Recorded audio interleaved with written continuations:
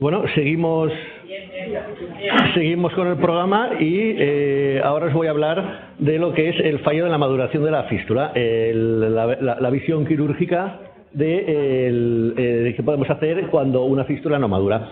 Después Jorge os hablará de la versión más radiológica.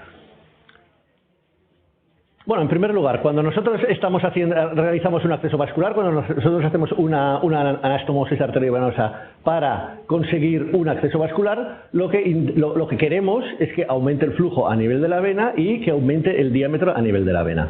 Esto habitualmente suele suceder durante las 2-4 primeras semanas. De tal forma que los requisitos mínimos que va a necesitar el nuevo acceso vascular cuando la controlemos es un flujo como mínimo de 500 y un diámetro como mínimo de 4 milímetros, mayor de 4 milímetros. ¿Esto cuándo lo conseguimos? A ver, lo pongo más lejos.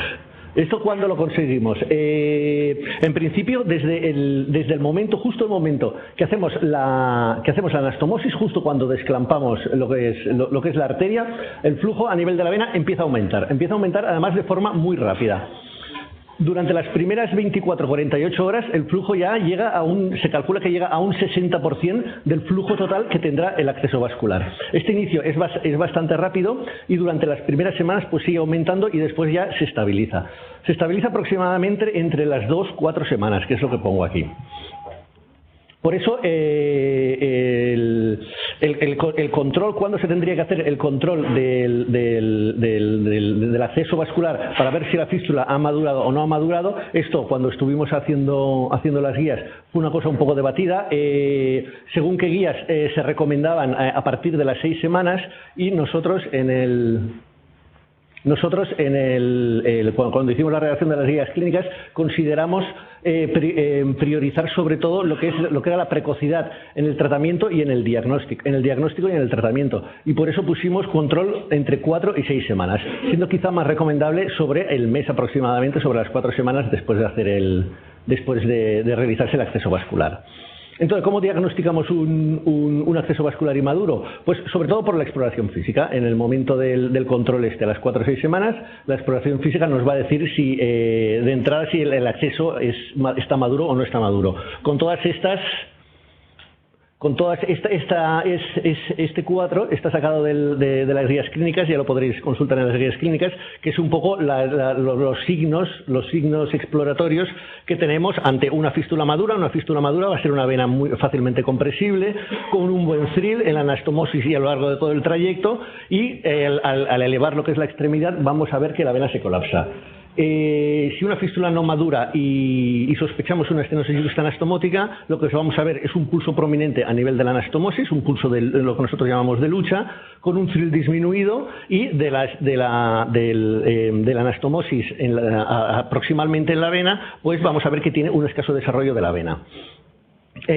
Cuando haya venas accesorias, normalmente vamos a poder visualizarlas, vamos a poder detectarlas en la exploración física, y también vamos a ver un signo que es bastante sugestivo de la trascendencia de las venas accesorias, es que si nosotros comprimimos la vena principal, la fístula va a seguir circulando. Eso habitualmente suele decir que hay otra vena que está supliendo lo que es la vena principal.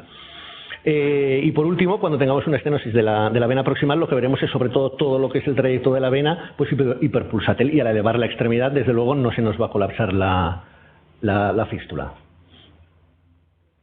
Así pues, en la recomendación que se hizo en las guías clínicas, se recomienda realizar un control clínico a las 4 o 6 semanas mediante una exploración física completa y complementarla habitualmente con una ecografía Doppler. La ecografía Doppler lo que nos va a ayudar es a diagnosticar la etiología de la fístula no madura.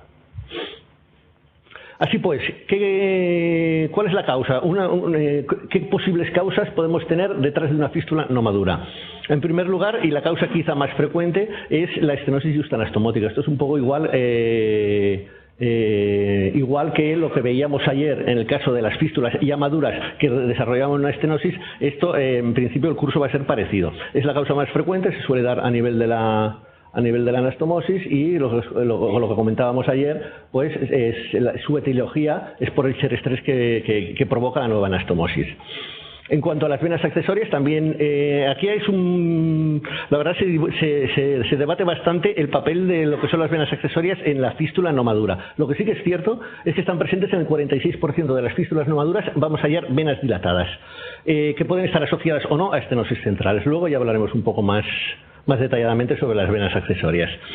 Las estenosis venosas proximales también son bastante frecuentes, sobre todo las estenosis venosas centrales, estenosis venosas centrales que probablemente nos hayan pasado desapercibidas cuando estábamos haciendo el mapeo de la vena. Se pueden dar tanto en el trayecto veno, tanto en el trayecto medio, como en el arco de la vena cefálica, o, como ya he comentado, estenosis centrales. Y por último, las estenosis arteriales. Si tenemos un déficit en el inflow de la sangre que nos llega a la fístula, pues la fístula no se va a desarrollar lo suficientemente. En cuanto al tratamiento, dos cosas importantes. Primero, lo que ya he comentado un poquillo, que es importantísimo realizar un diagnóstico precoz. La fístula que no va a madurar, cuanto antes lo sepamos, mejor. Y el diagnóstico precoz nos conlleva un tratamiento precoz. Claro, si nosotros diagnosticamos muy rápidamente una fístula que no está madurando, es precisamente para tratarla rápidamente, porque si no, el paciente está en riesgo de trombosis del acceso vascular y nosotros no estamos haciendo nada. Y por último, el tratamiento de la fístula no madura pues será el tratamiento de la causa subyacente. Así, la recomendación de la guía clínica es que se sugiere realizar sobre todo un tratamiento precoz. En lo que se insiste la guía clínica es en el manejo precoz de este tipo de pacientes. En cuanto a las estenosis justanastomóticas, el tratamiento de la etiología, ya os digo que es un poco parecido a lo que vimos ayer del tratamiento de la estenosis del acceso vascular, pues habitualmente, como la mayor parte de veces la causa subyacente que hay detrás de una fístula no madura es la estenosis, pues esto va a ser parecido. Las justanastomóticas es la causa más frecuente y tienen dos posibilidades de tratamiento, como también comentábamos ayer: el tratamiento quirúrgico, la reanastomosis proximal, o el tratamiento endovascular mediante angioplastia. No sé si os acordáis que ayer estábamos hablando de si tratamiento quirúrgico, si tratamiento endovascular, y veíamos las curvas de supervivencia, que después de la angioplastia y después de la cirugía, veíamos que la supervivencia primaria era mejor con la cirugía, pero en cambio la supervivencia primaria asistida se nos igualaba con la cirugía y con el tratamiento endovascular. Pues bueno, esto en principio se pensaba que aquí pues sería lo mismo, pero hay un artículo de Lee en el 2011 que vio que esto igual no era así, porque vio que en el 2011 vio que había un descenso en la supervivencia acumulada en las fístulas inmaduras tratadas para favorecer su maduración. Es decir, aquí en esta gráfica de aquí tenemos tres curvas. Bueno, os lo enseño. Esta es la curva de la supervivencia de la fístula, de las fístulas sin hacer ningún procedimiento para favorecer la maduración, esto de las que llevaban un procedimiento para favorecer la maduración, y esto de la curva de supervivencia de las fístulas que llevaban dos procedimientos para favorecer la maduración. Es decir, la supervivencia de la fístula disminuía proporcionalmente al número de procedimientos que estábamos haciendo para favorecer la maduración. Y posteriormente, en el 2012, este mismo autor, no sé si formaba parte del mismo estudio, pero lo publicó como un año después, lo que detectó es que el descenso en la supervivencia acumulada de las fístulas inmaduras, el descenso aquel que veíamos, era a expensas sobre todo del grupo de la angioplastia. Así vemos en esta gráfica que no había diferencias, hay una disminución en la supervivencia de los pacientes tratados con cirugía, pero esta diferencia no era significativa. Es decir, que una intervención quirúrgica para favorecer la maduración del acceso vascular en las estenosis justanastomóticas, es decir, una reanastomosis proximal, no disminuía lo que era la supervivencia del acceso. Y en cambio, una angioplastia sí. Incluso en el 2011, Long, que es del grupo de Turmel, que es de Tours, pues también publicó este artículo que detectaba esta diferencia en la supervivencia del acceso vascular, lo detectaba incluso en las curvas de supervivencia primaria asistida. Lo que veíamos ayer, que la curva de supervivencia asistida al final se equilibraban entre la cirugía y el tratamiento endovascular. Esto, en el caso de las fístulas no maduras, en principio no pasaba. Había una mejor supervivencia en las fístulas que habíamos tratado quirúrgicamente, que les habíamos hecho una reanastomosis proximal. Por todo ello, la recomendación de las guías, pues que en principio se recomienda, lo primero, que se recomienda no utilizar de manera sistemática técnicas percutáneas ni quirúrgicas para favorecer la maduración del acceso vascular, por el primer artículo del I del 2011, que cuanto más tocábamos el acceso vascular, pues peor supervivencia íbamos a tener.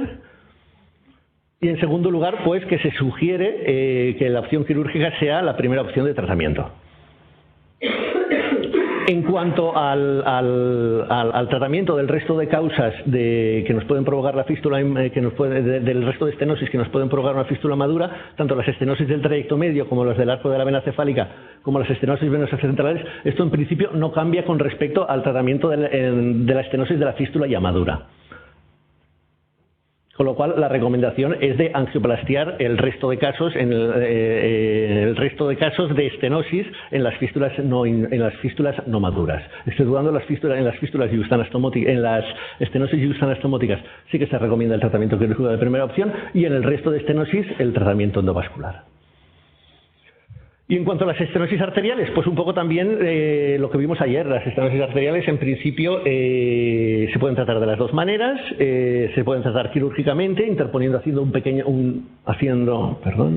un bypass, salvando lo que es el segmento estenótico, o se pueden tratar de forma percutánea.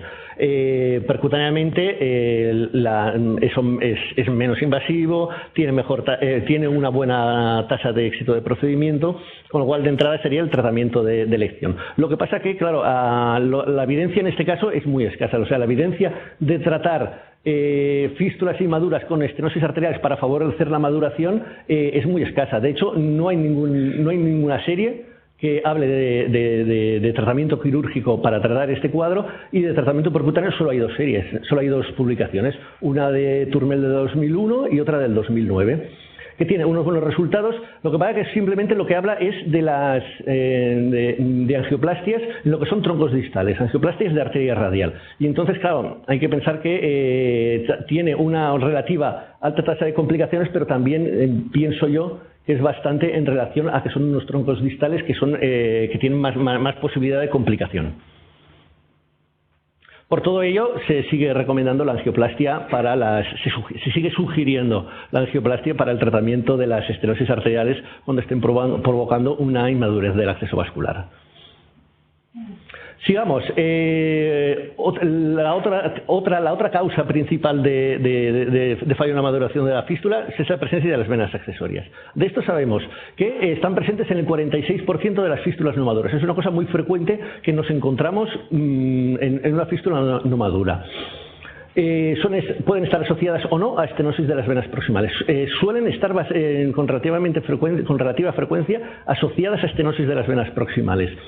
Con lo cual, la fisiopatología no acaba de quedar demasiado clara, porque hay autores que dicen que sí, que lógicamente la presencia de una vena, que se dilate una vena accesoria, lo que va a provocar es una derivación del flujo por fuera, digamos, del trayecto en el que nosotros deseamos de la vena que se vaya a dilatar. Pero en cambio hay otros autores que dicen que el fenómeno inicial podría ser una estenosis venosa central, y que la estenosis venosa central provoca una hiperpresión a nivel de todo el árbol venoso de drenaje, y que es la estenosis proximal la que nos está provocando que la vena se dilate.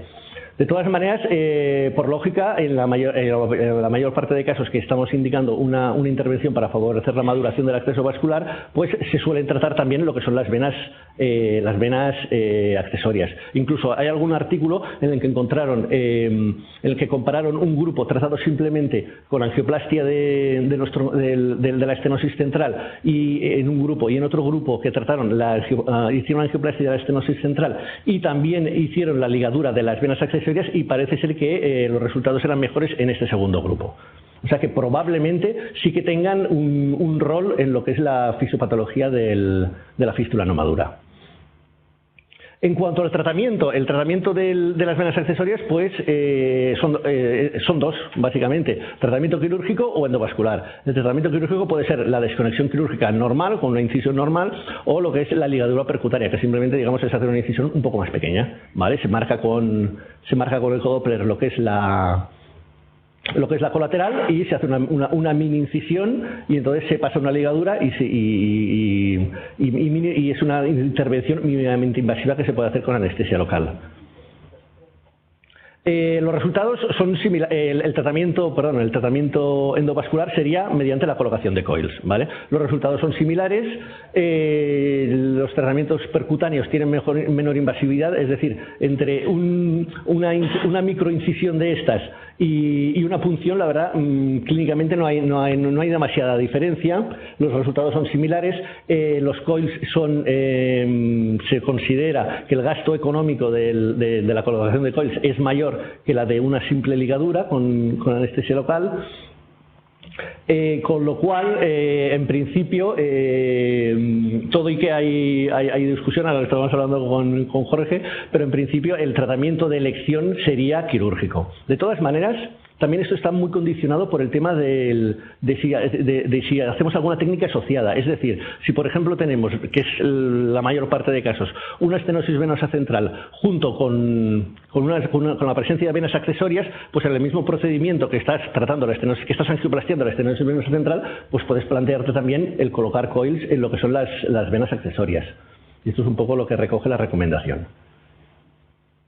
Y bueno, y esto sería un resumen de las opciones terapéuticas que tenemos pues en los casos de fallo de maduración de la fístula. Como veis, es bastante parecido al esquema que os presentaba ayer sobre la fístula ya madura, sobre las estenosis de la fístula no madura. En principio, las indicaciones de tratamiento serían las mismas. Y ya por último, para acabar, hablaros 4 cosas de lo que es el BAM, la maduración asistida por balón. ¿Vale? Esto es más que una técnica, es casi una filosofía de tratamiento del acceso vascular, porque son distintas técnicas que describió un autor americano, que es Miller, que es el mismo que describió la ligadura mínimamente,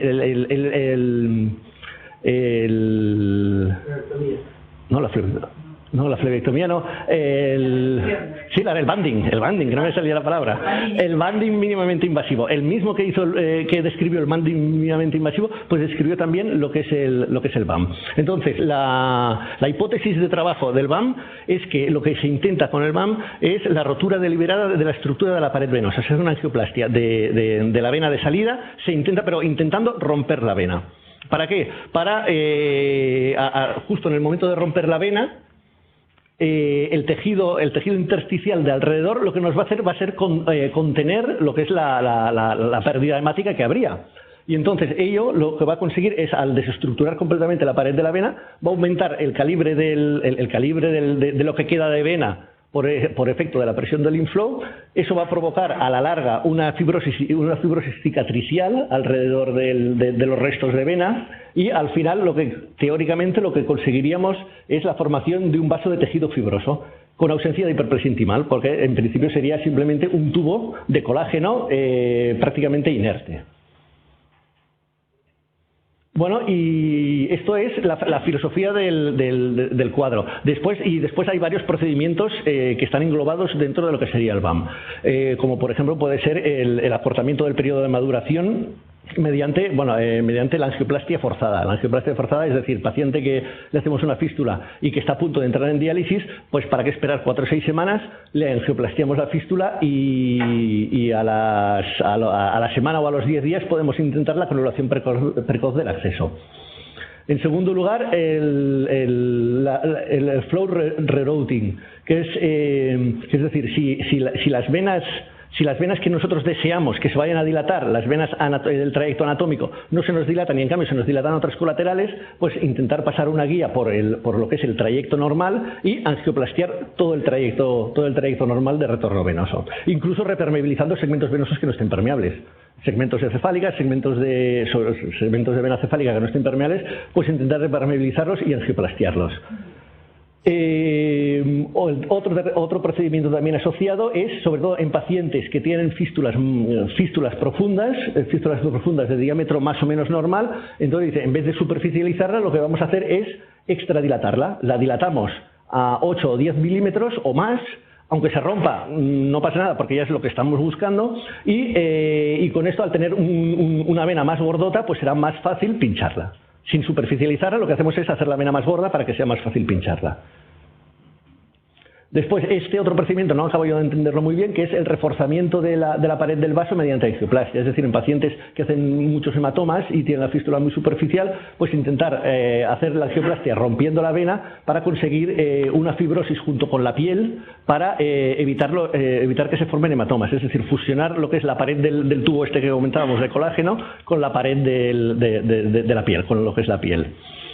Y ya por último lo que sería bueno, la ligadura endovascular de ramas venosas, que esto ya lo hemos visto. Esto, ya os digo, es una filosofía que propuso este autor. Hay un grupo de... Yo en la bibliografía he visto unos coreanos que sí que habían presentado una serie y con ellos comentaban como los resultados. Claro, es un poco dudoso, desde luego, el planteamiento ya fisiopatológico, la verdad es que da unas cuantas dudas, ¿no? Pero, vale, sí, ya estoy.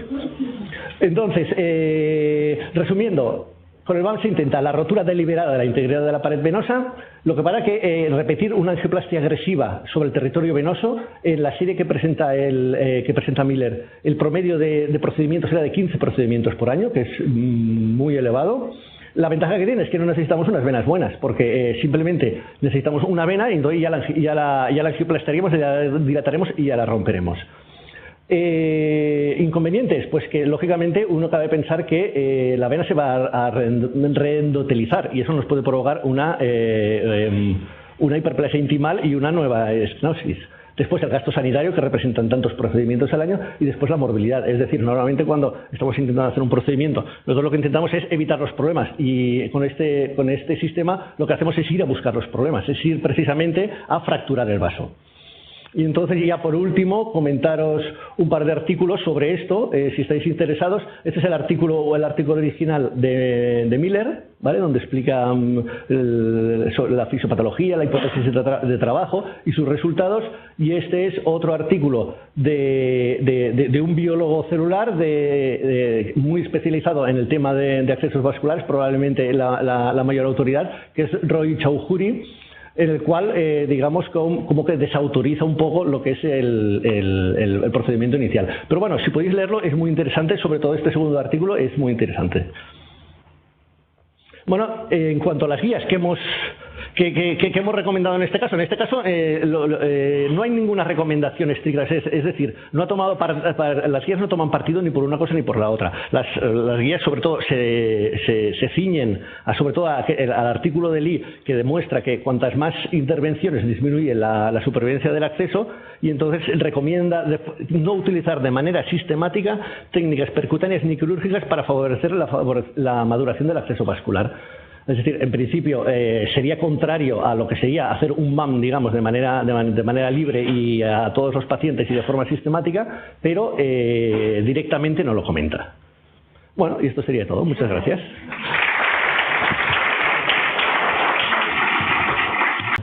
En primer lugar, agradecer a Teresa y a Pepe por la invitación y felicitaros por las jornadas, que no hay que ver, nada más que ver el éxito que han tenido, y animaros a hacer más. Muy bien, bueno, en principio lo voy a pasar muy rápido porque ya ha hablado Kim de todo esto.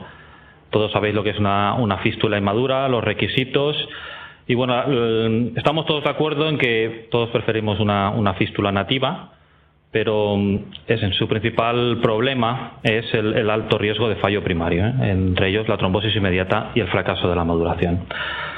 Esto ya lo ha hablado Kim todo, voy a pasar muy rápido. Cuando se crea la anastomosis arteriovenosa, hay un aumento de flujo. Voy a hacerlo aquí mejor. Esto provoca el incremento de las fuerzas tangenciales en los vasos. Entonces el vaso lo que intenta siempre es volver a bajar esa fuerza tangencial. Y para ello, a través de mediadores biológicos, lo que se provoca es una dilatación vascular para poder bajar esas fuerzas y volver a equilibrar las fuerzas. Como ya os han comentado, el fracaso es por varios motivos. Puede ser un fallo en el aporte arterial. Tengo estos pacientes con insuficiencia renal crónica suelen tener muchos factores de riesgo vascular, con lo cual la calidad de esas arterias pues muchas veces no es la mejor y esto puede provocar un fallo en la maduración. También las venas, en muchas ocasiones, son venas que han sido puncionadas previamente por muchos motivos y cuando se unen a la arteria, pues la deficiente calidad provoca que no pueda dilatarse bien esa vena, no puede ser una vena fácilmente puncionable. La presencia de una lesión venosa central y luego la propia manipulación quirúrgica que provoca una hiperplasia neointimal, que está relacionada sobre todo con la estenosis juxtaanastomótica, que es la más frecuente de todas. Bueno, esto es un ejemplo de una estenosis, una obstrucción venosa central, una fístula que no maduraba. Esto es un ejemplo de lo que no hay que hacer, que decía antes de hacer una fístula, pues se tenía que haber sabido que tenía esa obstrucción.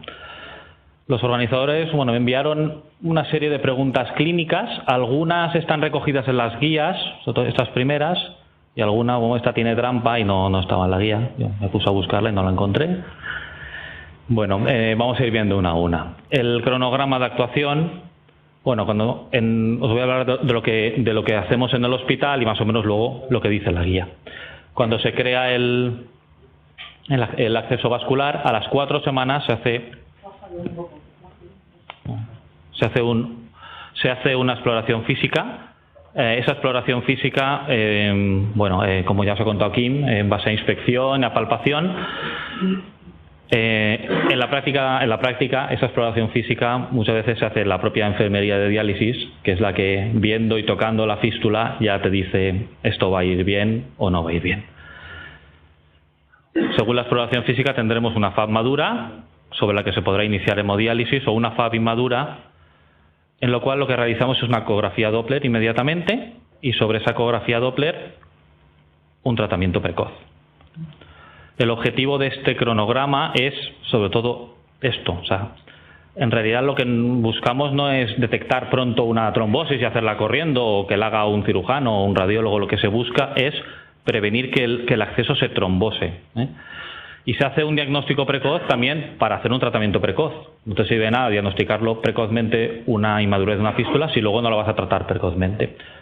El tratamiento precoz de las lesiones sabemos que aumenta mucho la posibilidad de que esa fístula, que no está madurando bien, pues pueda acabar madurando. Otros objetivos son también la utilización. Sabemos que la utilización de una fístula demasiado pronto puede provocar una reducción de su supervivencia, y el pinchar fístulas inmaduras aumentan mucho las complicaciones. El otro objetivo, por tanto, sería evitar que estos pacientes que tienen un retraso en la maduración de la fístula, por no realizar un protocolo correcto, tengamos que iniciar la diálisis con un catéter. Ese sería el objetivo final. Las guías, como ya habéis visto, te dicen parecido: control clínico 4 o 6 semanas, y para confirmar la falta de maduración, realizar una ecografía Doppler y realizar un tratamiento precoz de la fístula nativa inmadura.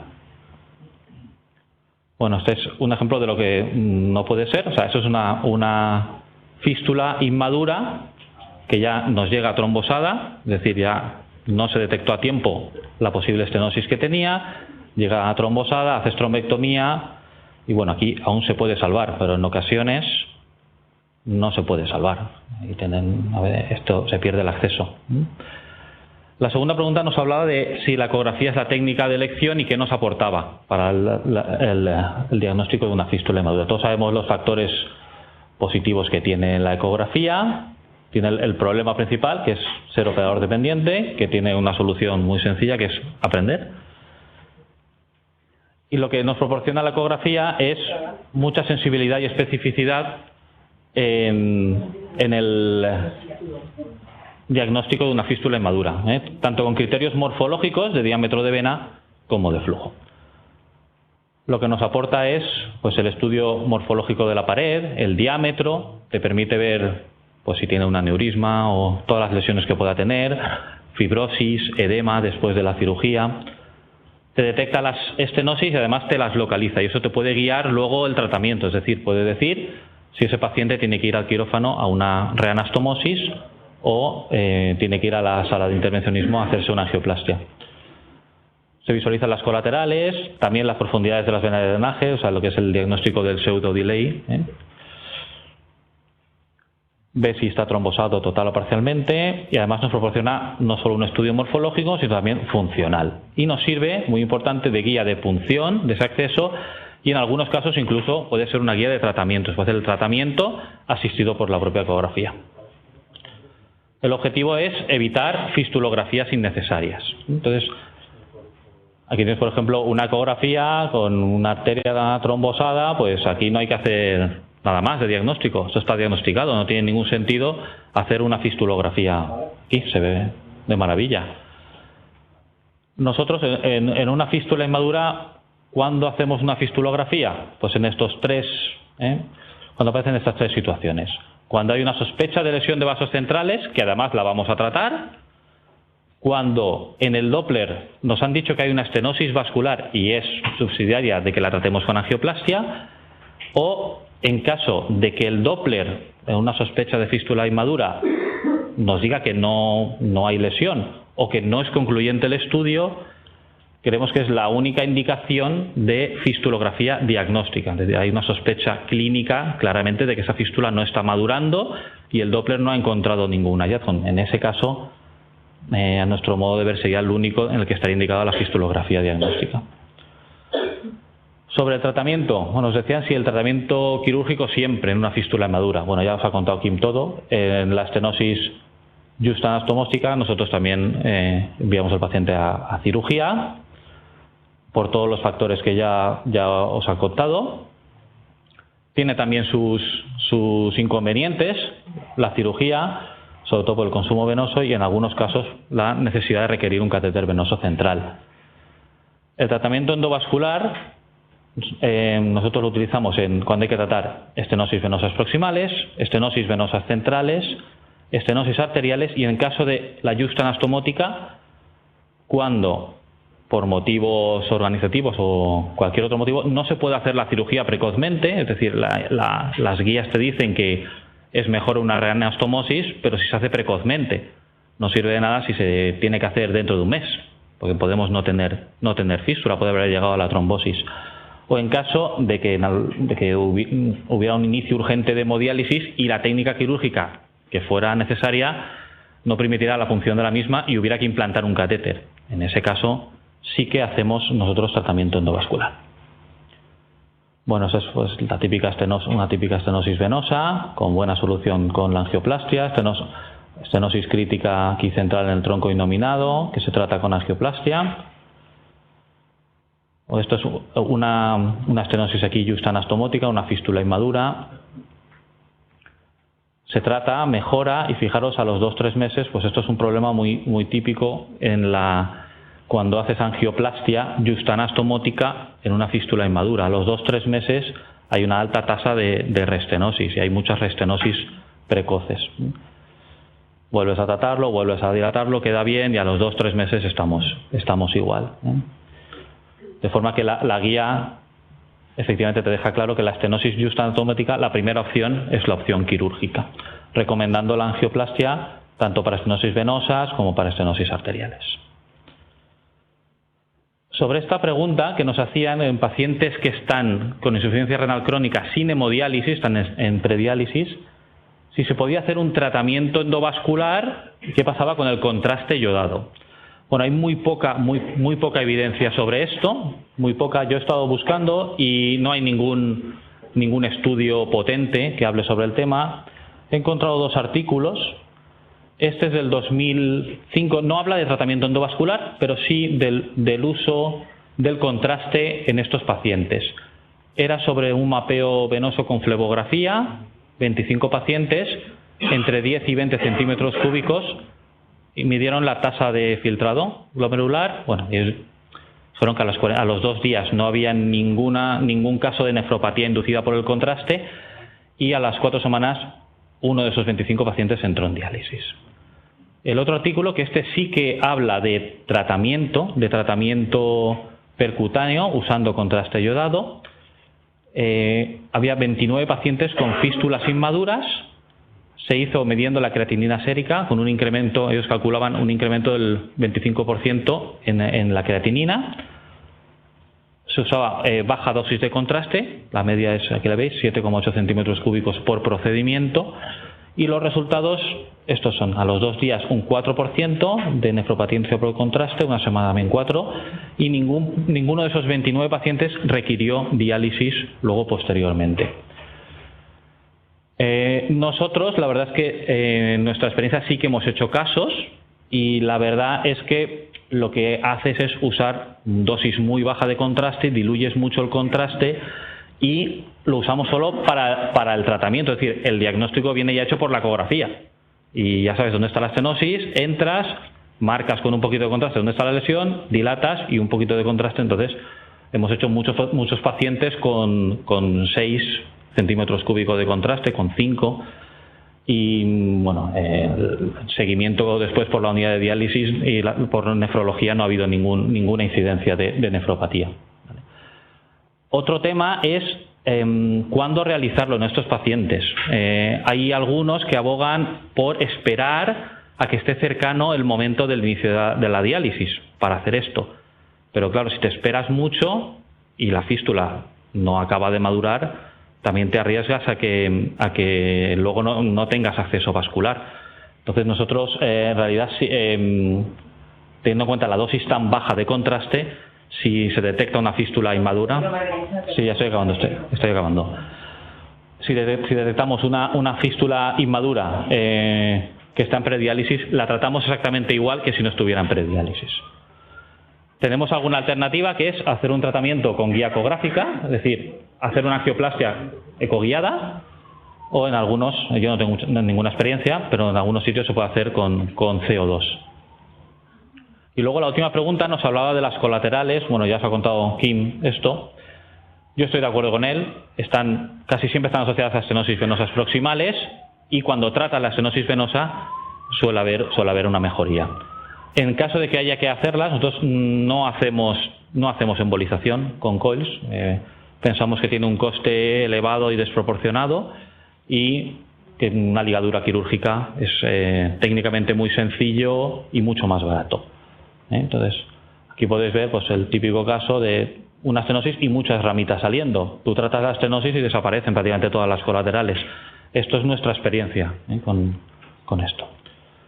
Las guías, como os ha contado ya aquí, dice que si haces un tratamiento de la estenosis quirúrgico, hagas tratamiento quirúrgico, y si lo haces endovascular, pues puedes hacer embolización. Nosotros, aunque tengamos una estenosis, tratamos la estenosis, y si luego hiciera falta, se hace ligadura quirúrgica. No seguimos exactamente esto de aquí.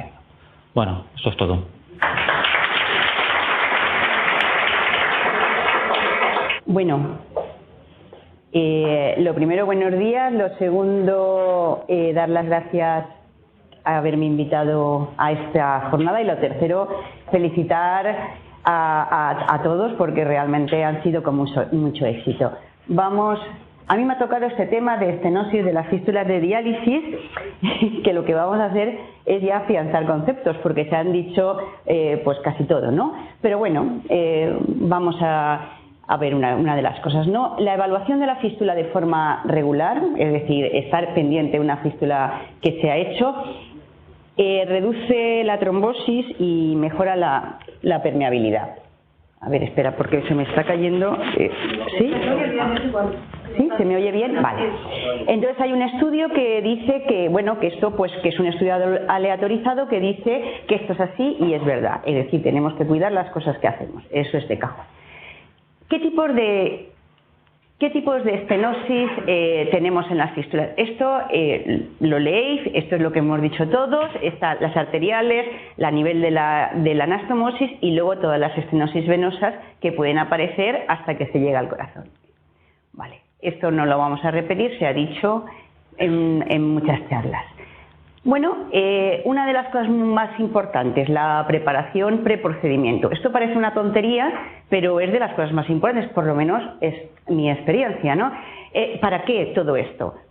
Primero, para saber qué está pasando. Esa fístula, cuando ya nos viene a nosotros, es porque se ha diagnosticado de malfuncionante. Muchas veces son los mismos nefrólogos o la misma enfermería la que nos dice qué problema tienen y prácticamente dónde va a estar el problema. Y a nosotros nos toca ver también eso, palpar la fístula, ver si esto y lo otro, pero sobre todo en vistas a elegir por dónde pinchamos y hacia dónde dirigimos la aguja. Esto parece una chorrada, pero muchas veces es lo más difícil. Y muchas veces, o sea, yo no sé para dónde ir con la aguja y a veces me equivoco y tenemos que hacer una doble punción. Yo me imagino que esto le pasará a todo el mundo. Entonces, aunque nos ayudemos con el ecógrafo, que por supuesto el ecógrafo siempre nos ayudamos con él, pues a veces con todas esas cosas nos equivocamos. Luego, cuanto más sepamos de esto, más fácil será que no nos equivoquemos y hacer una punción hacia donde toca. Vamos a ver unos conceptos generales. La fistulografía diagnóstica es crucial cuando, bueno, ya se ha hablado aquí, es crucial sobre todo si vas a hacer un tratamiento luego, ¿no? Y para que no se te escapen cosas que pasan que no son accesibles al ecógrafo. Cuando tú estás identificando la estenosis, en principio identificas una estenosis que dices, uy, esta será hemodinámicamente activa, ¿no? Porque tiene una estenosis de mayor del 50%, en principio. Son conceptos generales. Cuando nosotros queremos atravesar la oclusión y la estenosis en estas fístulas, lo hacemos como lo hacemos para todo, usando técnicas estándar, como lo hacemos para cualquier estenosis o de cualquier vaso arterial o venoso, ¿no? Y en general el balón que usamos es 1 milímetro mayor que el diámetro del vaso, en general. ¿Y cuánto lo dilatamos? ¿Cuánto rato? Pues generalmente lo dilatamos un buen ratito, ¿no? Desde 90 segundos a 5 minutos. Eso es lo que dicen los artículos. Pero claro, habrá que quedarse con algo, ¿no? 5 minutos es muchísimo, ¿no? Hicieron un estudio autorizado que compararon 3 minutos y 5 minutos y vieron que había mejor resultado morfológico, pero que en realidad no había aumento de la permeabilidad. ¿Vale? Luego sabemos que son angioplastias que tienen que durar más y aproximándose a los 3 minutos. ¿Y cuándo decimos, uy, qué bien tenemos este éxito? Bueno, pues cuando anatómico, cuando vemos una estenosis que se ha recuperado y ahora ya es de menos del 30%. Eso no sirve para nada, porque lo importante es que se tenga un éxito funcional, es decir, después del tratamiento se pueda dializar y que tenga recuperación del flujo y de los parámetros hemodinámicos. ¿Qué pasa con los balones de alta presión? ¿Los usamos? ¿No los usamos? ¿Qué es lo que dicen las guías? Lo que dicen los que aconsejan es que estos balones de alta presión, que son balones que soportan una presión de inflado de más de 25 o 30 atmósferas, en principio lo que dicen las guías está indicando cuando han fracasado los balones convencionales. Otra cosa es lo que hacemos día a día, ¿vale? ¿Y por qué esto, no? ¿Por qué no siempre? Bueno, pues justificado en que el precio es mucho más alto, en que necesitamos introductores de mayor grosor y que además son balones que tienen por el tipo de material menos elasticidad y menos flexibilidad. Vale. Ahora vamos a empezar una por una rapidito, porque lo habéis dicho ya todos, y las estenosis arteriales, que son estenosis que disminuyen el flujo de la fístula, aparecen en la arteria que dona y generalmente pues son como arteriosclerosis de base, por la arteriosclerosis de base. Entonces el tratamiento suele ser endovascular porque lo tratamos como si fuera una arteriosclerosis en una arteria y bueno, y ya está. Estenosis en la anastomosis. Aquí se ha dicho casi en todas las charlas. Suelen ser debidas a un problema técnico. Durante la realización de la anastomosis se manifiestan precozmente, generalmente o bien porque no maduran o bien porque se trombosan, y lo que hay que hacer es una revisión quirúrgica. Ya está. Aquí es donde está más el debate. En las estenosis venosas, es decir, en todo el trayecto de la vena arterializada aparecen estenosis que pueden ser bien cerquita de la anastomosis, en el trayecto de la punción, en el arco de la cefálica y venas centrales. Vamos a empezar por la primera. bueno, esto se considera esto 5 centímetros, o sea, más de 5 centímetros de la anastomosis ya no es posanastomática. Y aquí el debate está entre la angioplastia y la cirugía. Bueno, ¿hay un tratamiento con mejores resultados? Esta es la pregunta. En la estenosis juxtaanastomótica, pues resulta que la evidencia de todo es bastante baja. Y es bastante baja porque no existen prácticamente trabajos que comparen uno y el otro juntos en el mismo trabajo. De hecho, estos son los trabajos que hay, no más. Es decir, uno que son 66 contra 62 con cirugía, o sea, estamos hablando de poco número, de poco volumen, y te dice mejor permeabilidad primaria, que es lo que se ha comentado aquí para cirugía, pero sin evidencia en la asistida. Y que la angioplastia tiene más tendencia a la restenosis, por supuesto.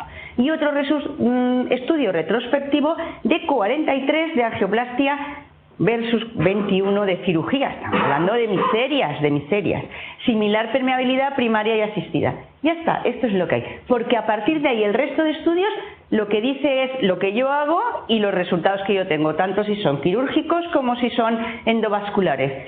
Y entonces, estamos hablando siempre de las nativas, ¿eh? Entonces, bueno, y ven que por ejemplo, la permeabilidad primaria es muy alta, con una tasa muy baja de procedimientos para el mantenimiento, dice este artículo, pero en cambio otro artículo pues ya tiene una permeabilidad primaria que trata 75 de las fístulas nativas de 46, 25%, es decir, ya estamos en unas cifras más creíbles, ¿no? Bueno, y de todo esto, cuando tratamos una lesión de estas, ¿cuándo tenemos los peores resultados? Tenemos los peores resultados de cajón cuando ya no nos queda bien. Cuando ya no nos queda bien, pues va a ser aún peores resultados y en este caso se aconseja la cirugía, ¿vale? ¿Y qué pasa en las protésicas? Que es otro mundo. Pues que todavía, si en las otras había pocos estudios, aquí todavía hay menos. Y los que hay que comparan las dos son 19 casos de cirugía con 24 de angioplastia. Y ven que la permeabilidad mediana es mayor con la cirugía. Y otros estudios, en cambio, aconsejan la angioplastia para este tratamiento por lo de siempre, porque ahorras capital venoso y porque, claro, es mejor aceptado por el paciente. Vale, y entonces ahora, ¿en qué nos quedamos de todo esto? Pues se sugiere el tratamiento quirúrgico en las estenosis juxtaanastomóticas de las fístulas nativas, siempre que no requieran colocación de catéter venoso central, porque si no se lo ponen si hay que ponerlo para dializarlo, ya es mejor que le hagamos la angioplastia. Y se sugiere el tratamiento de las estenosis perianastomóticas venosas en las protésicas, o bien con angioplastia, o bien con quirúrgico indistintamente. Vamos a las estenosis del trayecto de la punción. Bueno, al funcionar repetidamente es una agresión contra la vena. Se dice que hay que cambiar del punto de punción y yo creo que pocas veces esto se lleva realmente a la práctica y esto además produce unas estenosis superabigarradas y tal, que el tratamiento, como siempre, puede ser con angioplastia o con un bypass protésico. Los estudios que hay no son aleatorizados y no se puede establecer la mejor opción. Se avala la angioplastia, aunque la permeabilidad primaria es mejor con cirugía. Entonces, en estos casos, ¿qué hacemos? ¿No van bien? ¿Ponemos stent o no? Bueno, pues no hay estudios que avalen los stents, salvo cuando pues hay recididas tempranas o hay rotura de la vena eferente, que esto es un poco como de cajón. Entonces, ¿qué? Pues valorar la posibilidad. Otra cosa, valorar la posibilidad de la insuficiencia cardíaca, que aquí no se ha hecho nada. Cuando pones un balón muy grande y consigues un mogollón de flujo que vaya al corazón en gente que ya está a veces inestable, hay que acordarse de esto para que si alguna vez nos pasa, que sepamos lo que está pasando y no creamos que es que el paciente se ha puesto mal. No, está con una insuficiencia cardíaca, ¿no? Por eso se aconseja no usar balones más de 7 milímetros, porque si coges un balón muy grande y abres aquello muchísimo, de momento le llega una precarga al paciente pues de la que no tiene posibilidades de su corazón de llevar el ritmo, ¿no? Bueno, Y ahora vamos al arco de la vena cefálica, que como es una vena superficial que además tiene un arco y además desemboca en el profundo y cambia el flujo y tal, pues tiene unas características que la diferencian del resto. Y estas características son... Hay un estudio de un tal Rajan que lo que hace es que le ponen balones de más de 15 atmósferas en 58% de los casos, ¿no? Tiene buen éxito con la angioplastia en general. Pero entonces ve que nada menos que en un 6% tiene rotura. Me parece un porcentaje bastante alto, pero bueno, esto es lo... Y además tiene una permeabilidad a los 6 meses baja, ¿no?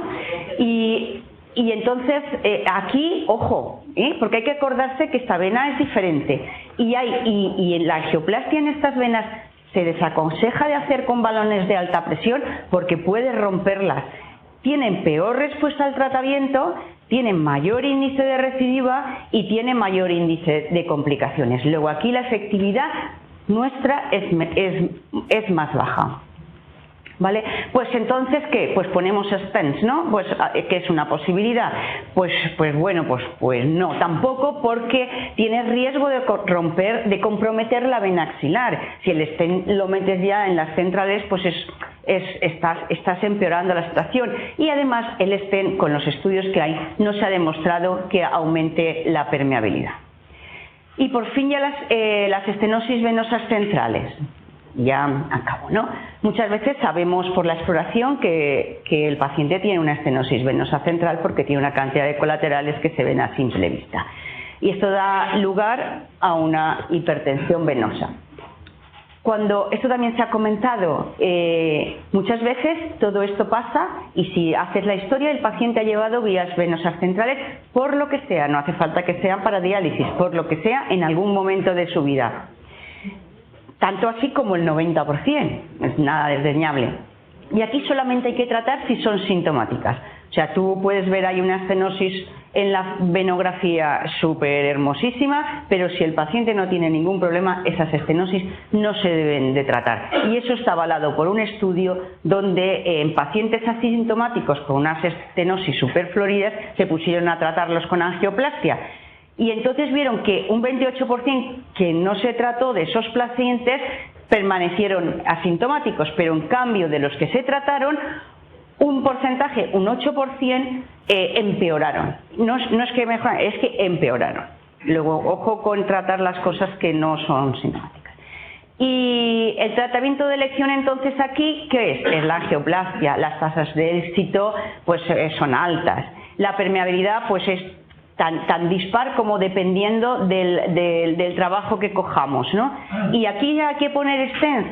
Bueno, pues en principio no, pero ¿cuándo no hay más remedio que ponerlos? Pues en principio un consejo sería recidivas en menos de 3 meses tras la angioplastia, en estenosis que sean súper elásticas y que las dilatemos y aquello no haga absolutamente nada, y por supuesto cuando hay una rotura de la vena, si no responde a las maniobras estas del balón y hinchando durante 6 minutos durante 3 veces.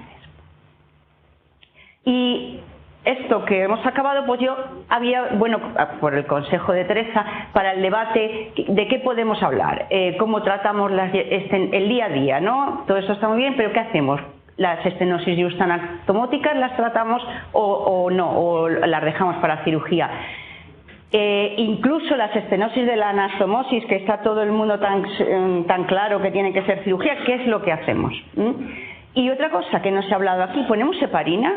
Porque va y resulta que yo he sido la primera sorprendida que yo ponía heparina cuando he leído, no hay nada como estudiar, que he leído que no hace falta poner heparina, solamente en aquellos casos donde haya unos trombos agudos y no sé qué. En los demás casos no se ponen heparina, ¿vale? No sé lo que hacéis vosotros, a lo mejor vosotros ya lo sabéis, yo me quedé sorprendida. ¿Y usamos balones de alta presión como primera opción o como segunda? Y ya está. Nada más, y muchas gracias. ¿Se oye? ¿Se oye, verdad? Bueno. Como yo voy a dar otro enfoque y sí que voy a hablar de casas comerciales y de balones que hay, y por eso os pongo esta primera diapositiva que creo que es muy importante. Yo no tengo ningún compromiso comercial con ninguna de las casas comerciales que se van a mostrar ahora, entonces sí me gusta hablar un poco de, yo sí que voy a hablar de qué tenemos que usar y qué dice la guía y cuándo tenemos que usarla. Bueno, cuando tratamos una estenosis hay 3 factores que son muy importantes y que creo que se han mencionado y que tenemos que tener en mente cuando lo tratamos de forma general y también endovascular. ¿Qué tipo de estenosis es? ¿Dónde se localiza la estenosis de ella? Es decir, lo más importante, si ha habido tratamientos previos, y después valoraremos qué es lo que vamos a usar y qué vamos a colocar en la estenosis. Respecto a las estenosis, ahí las tenéis, yo voy a ir poniendo imágenes, es decir, distintas localizaciones, si son justanastomóticas, en el tercio medio, a nivel del callado de la cefálica, si son estenosis venosas centrales, va a depender de dónde esté la estenosis, incluso si lo que tenemos son estenosis arteriales. Las estenosis arteriales no voy a hablar de ellas. Creo que la arteria funciona de otra manera, es distinta y por lo tanto no vamos a incluirlas. Vamos a incluir solamente aquellas estenosis que realmente están afectando a las venas. La segunda pregunta que nos vamos a hacer es ¿qué balón tenemos que utilizar en una estenosis de una fístula arteriovenosa? Ahora veremos qué balones hay y cuáles son y los que se están utilizando. Bueno. Hay 2 conceptos básicos que tenemos. El primero es vencer la estenosis. Ese es el primer concepto, que es muchísimo más fácil que el segundo concepto, que es evitar la reestenosis. Hay algo que sí quiero decir y que hay representantes aquí de varias casas comerciales. El material que estamos utilizando no es un material para la fístula. Estamos utilizando el material de coronaria que después se aplicó al vascular periférico y que ahora, como tal, estamos utilizando en la fístula. No tenemos materiales para la fístula arteriovenosa. Y no sé si nos los van a hacer o nos lo van a fabricar, pero ese es uno de los objetivos que tiene que tener en mente la industria. Bueno, vamos a empezar con lo de vencer la estenosis.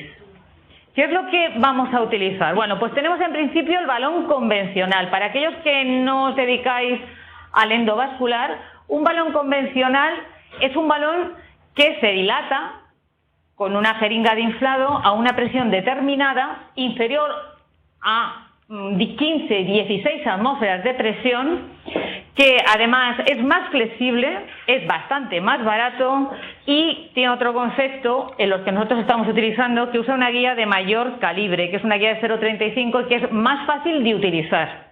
Las guías contra más gordas son más fáciles son de utilizar. Lo digo para que lo sepáis. Bien, tenemos por un lado el balón semicompliance. Por otro lado tenemos un balón que se llama balón de alta presión. Yo creo que la mejor forma de representarlo y verlo es esto. El balón de alta presión sería este de aquí abajo, no compliance. Quiere decir que según aumento la presión dentro del balón, el diámetro del balón, el diámetro de su circunferencia no aumenta y es capaz de ejercer alta presión sobre la estenosis. En un balón semicompliance o compliance, si yo tengo una estenosis y pongo un balón, me va a hacer como un diablo. Es decir, se van a dilatar las zonas que no están estenóticas porque es capaz de distenderse por encima de su diámetro cuando aumento la presión. Esa es la mayor ventaja del balón de alta presión, que no es compliance. Bien, y ¿qué balones de alta presión tengo en el mercado? Por lo menos los más conocidos. Bueno, pues tengo 3. El Paseo 35, el balón de Conques y el Mustang, de 3 casas comerciales.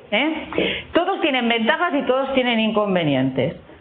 El Conques es un balón de alta presión, presión. Yo creo que es el mayor balón y el mejor balón de alta presión, el que más atmósferas aguanta y el que lo rompe todo. Tiene el inconveniente de que es lo más rígido que tenemos, es decir, navega muy mal y es muy difícil para las estenosis anastomóticas. Tenemos el Paseo 35, que creo que es un buen balón de alta presión. Alcanza presiones inferiores de hasta 25 atmósferas, pero es mucho más flexible que el balón de Conques y se puede utilizar en las estenosis anastomóticas, es decir, hace curvas. Y luego tenemos el Mustang, que no alcanza altas presiones y es medio flexible entre los dos. Es decir, es una intermedia entre el Paseo y el Conques.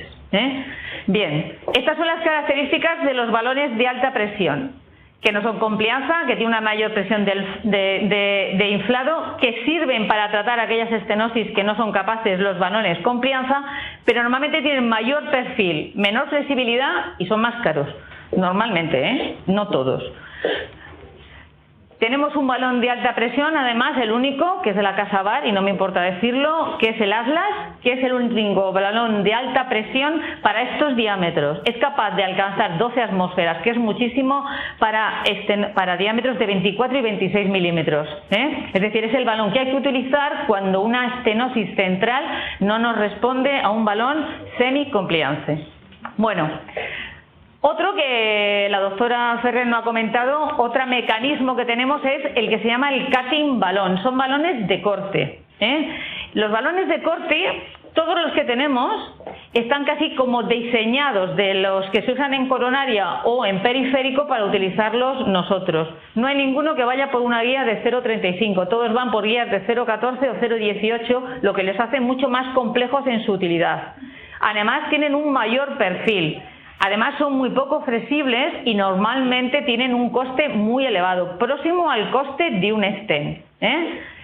Lo digo porque creo que hay que saberlo cuando se hacen estudios de costes sobre lo que utilizamos. Actualmente va a aparecer un nuevo balón en el mercado, que es este que tenéis aquí, que es el Enforces, que tiene algunas ventajas. Las ventajas que tiene es que va por una guía de 0,35, que alcanza presiones de 12 y 14 atmósferas, que tiene un perfil similar pero mayores diámetros que los balones de corte y que tiene un menor coste. Va a salir aproximadamente por el doble o lo que vale un balón de alta presión, aproximadamente.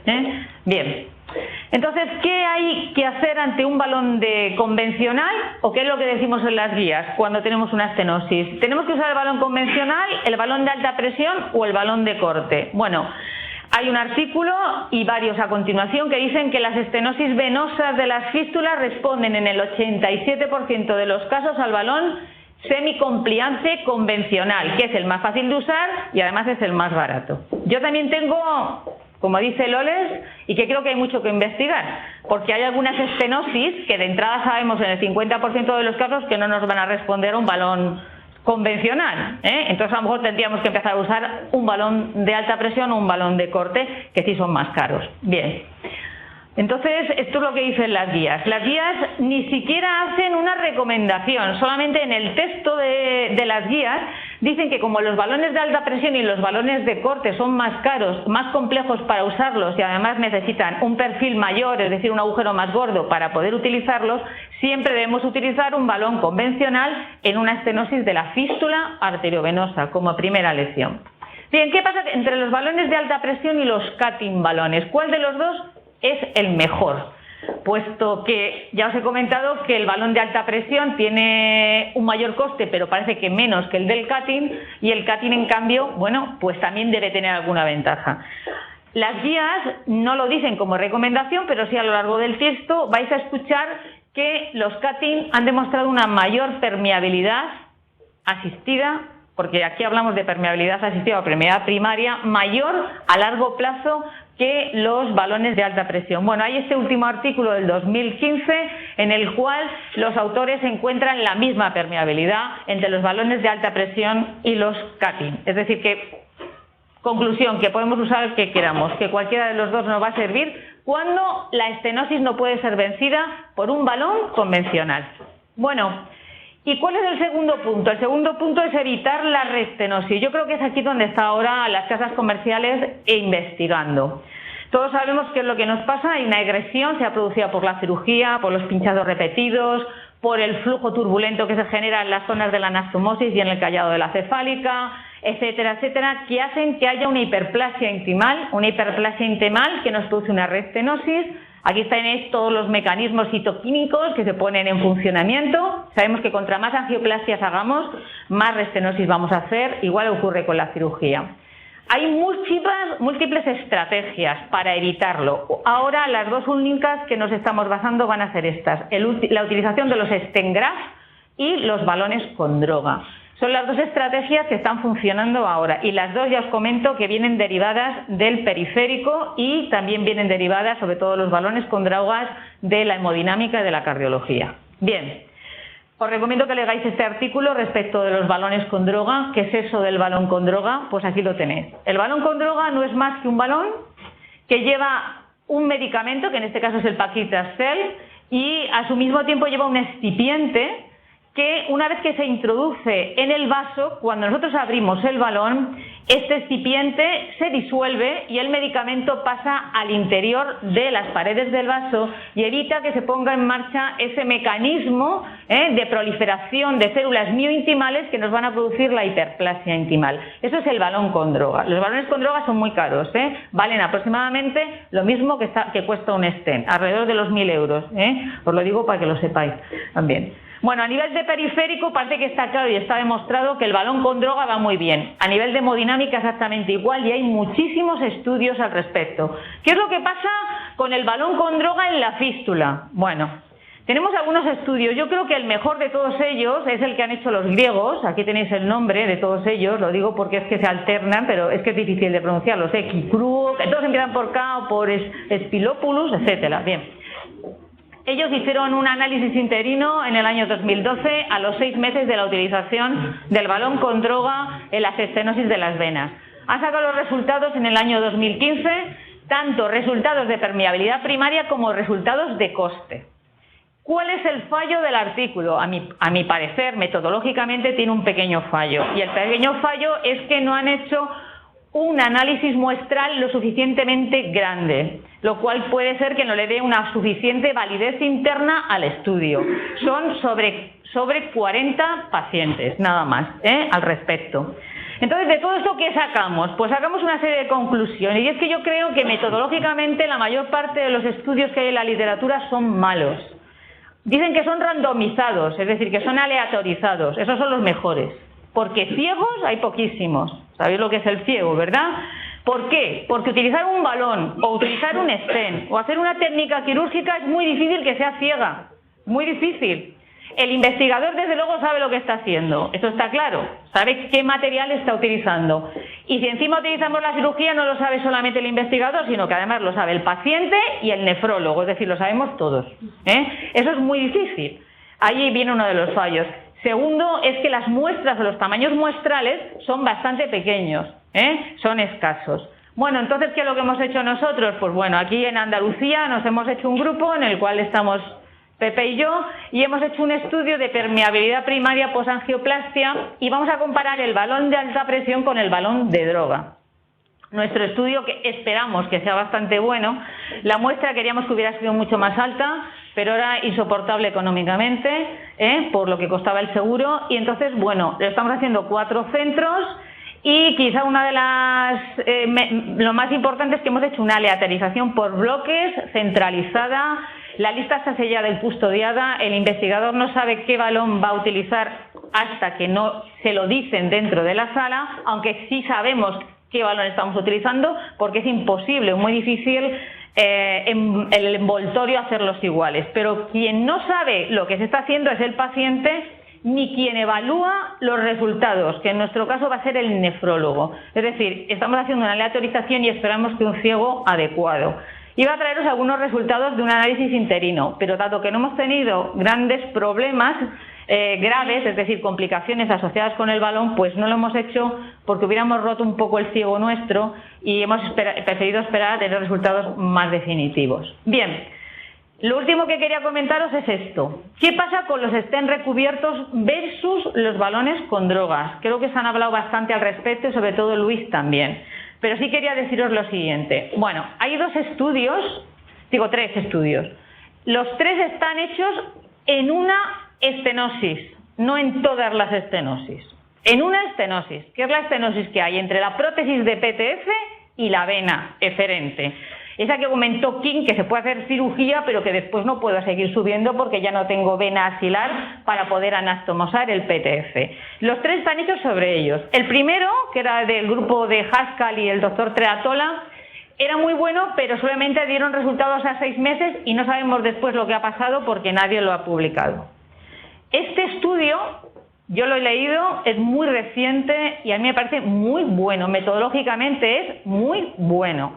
Es un estudio prospectivo, randomizado, aleatorizado, sobre un grupo de pacientes bastante grandes y obtienen resultados hasta 24 meses. Bien, en este estudio además han incluido los pacientes censurados. Los pacientes censurados son aquellos que se han perdido a lo largo del estudio, ya sea porque han fallecido, han muerto, etcétera, etcétera, que en los pacientes de hemodiálisis es muy importante, dado que su longevidad no siempre puede llegar a los 2 años. Existe otro estudio de la Casa Gore, que yo no he podido encontrarlo en la literatura, es decir, lo he encontrado en una revista que se llama Endovascular, pero no he podido, no sé si es que no he sido capaz de encontrar el estudio para poderlo leer y saber cómo está metodológicamente, pero también han obtenido unos resultados excelentes a los 24 meses en el mismo tipo de anastomosis y además han hecho algo que también creo que es muy válido, que es un estudio de coste-beneficio, en donde obtienen que la colocación del stent mejora además el coste en este tipo de estenosis. Bueno, pues entonces, ¿qué tenemos entre el balón de alta presión, el footing, el balón con droga, el stent? Ahí nos quedamos, no sabemos muy bien, en el caso de la restenosis, todavía muy claramente dónde tenemos que estar. ¿Qué problemas tenemos que hacer? Todo esto. Yo creo que tenemos que hacer buenos estudios metodológicos, tienen que ser multicéntricos, si queremos que la validez no sea solamente interna, sino que haya una buena validez externa. Necesitamos un ciego, una aleatorización y un tamaño muestra lo suficientemente adecuada y tenemos que tener en cuenta que no todas las estenosis son iguales. Es decir, no es lo mismo la estenosis venosa central, que no podemos tratar con balones con droga porque no hay balones con droga en el mercado para tratarla. No es lo mismo la estenosis del callado, no es lo mismo la estenosis del callado de la cefálica, y no es lo mismo la estenosis perianastomótica con el PTF. No he incluido la estenosis justanastomótica porque creo que actualmente tenemos una solución que es la cirugía. Pero en estas 3 no tenemos solución de cirugía y desde luego creo que hay que seguir avanzando. Aquí, donde los stent graft dicen que tienen muy buenos resultados, ahora tendremos que hacer un estudio entre balones con droga y stent graft, porque ellos han comparado con la angioplastia convencional, pero no con los balones con droga. Bien, bueno, pues nada más, perdonad el rollo. Y yo me voy a permitir deciros que Córdoba tiene una mezquita y unas calles preciosas, pero que mi Huelva tiene también esto, que no tiene Córdoba. Muchas gracias.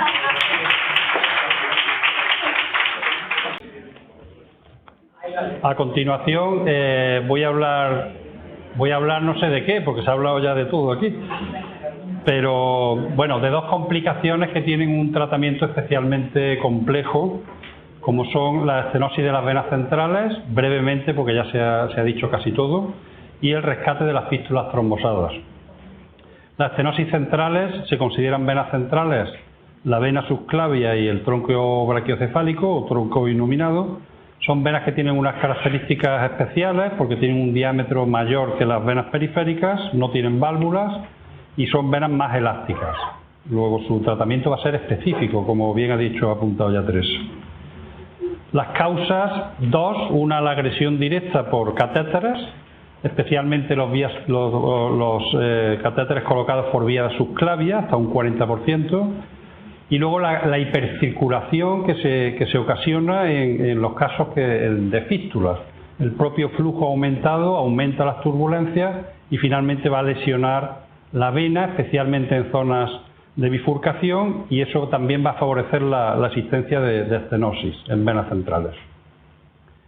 Clínicamente, pues vamos a tener un cuadro de hipertensión venosa central, con edema en los miembros superiores, con disfunción, por supuesto, en la fístula y con aparición de circulación colateral.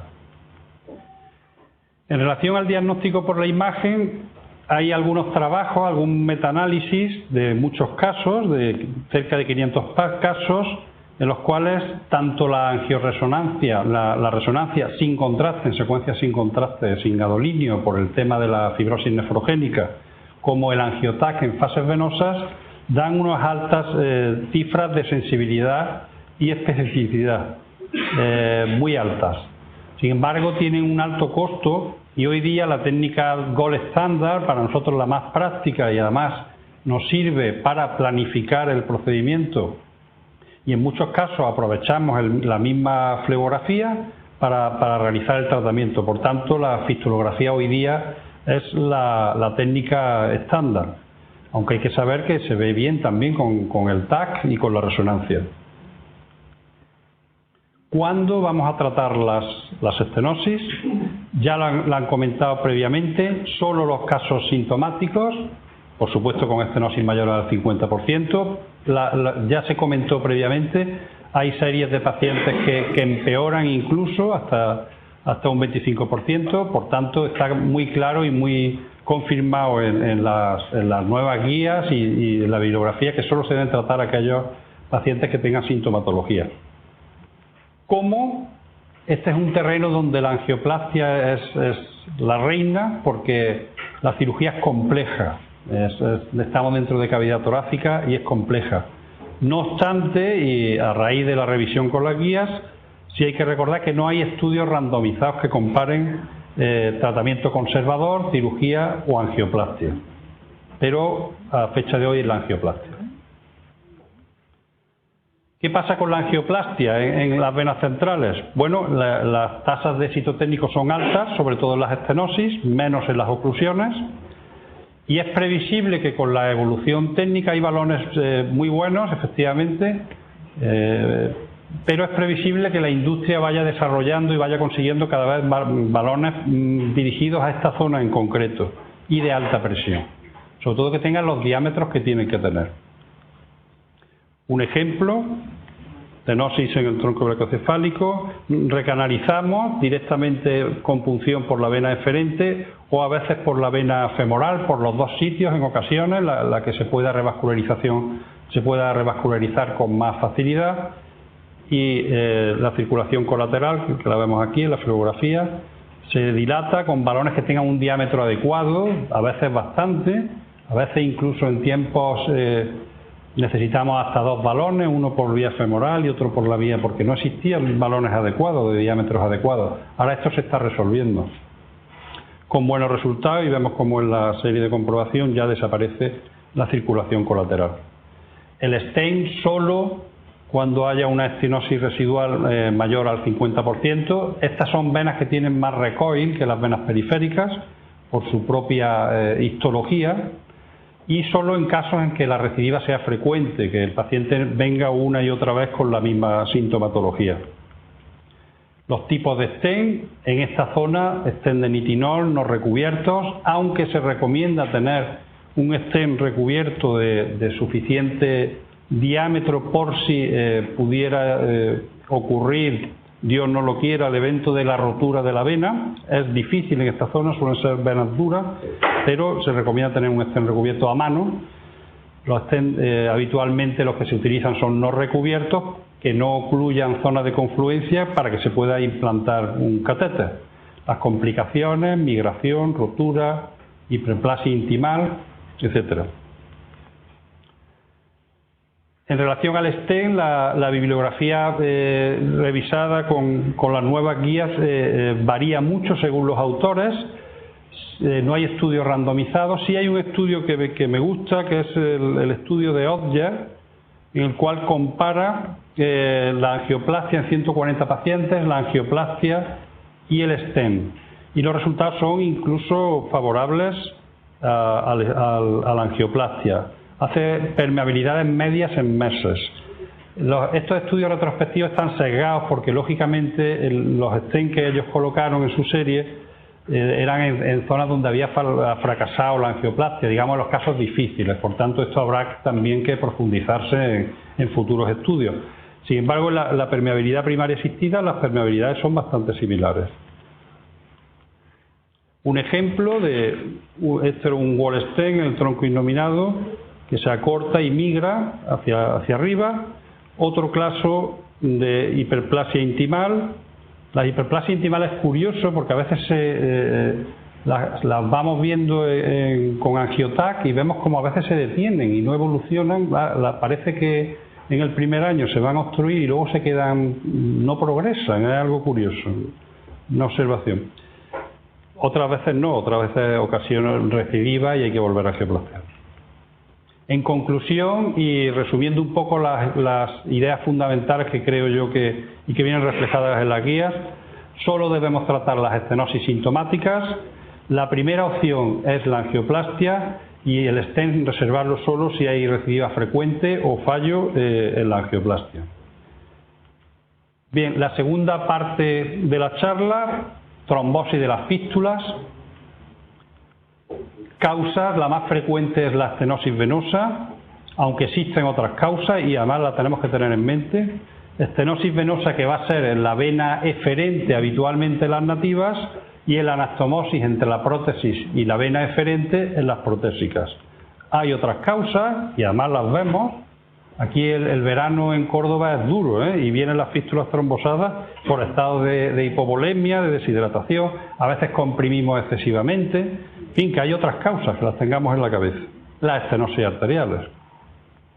Clínicamente las vamos a sospechar cuando haya disminución o ausencia del thrill, pulsabilidad sin thrill, déficit de flujo, sangrados prolongados, etc.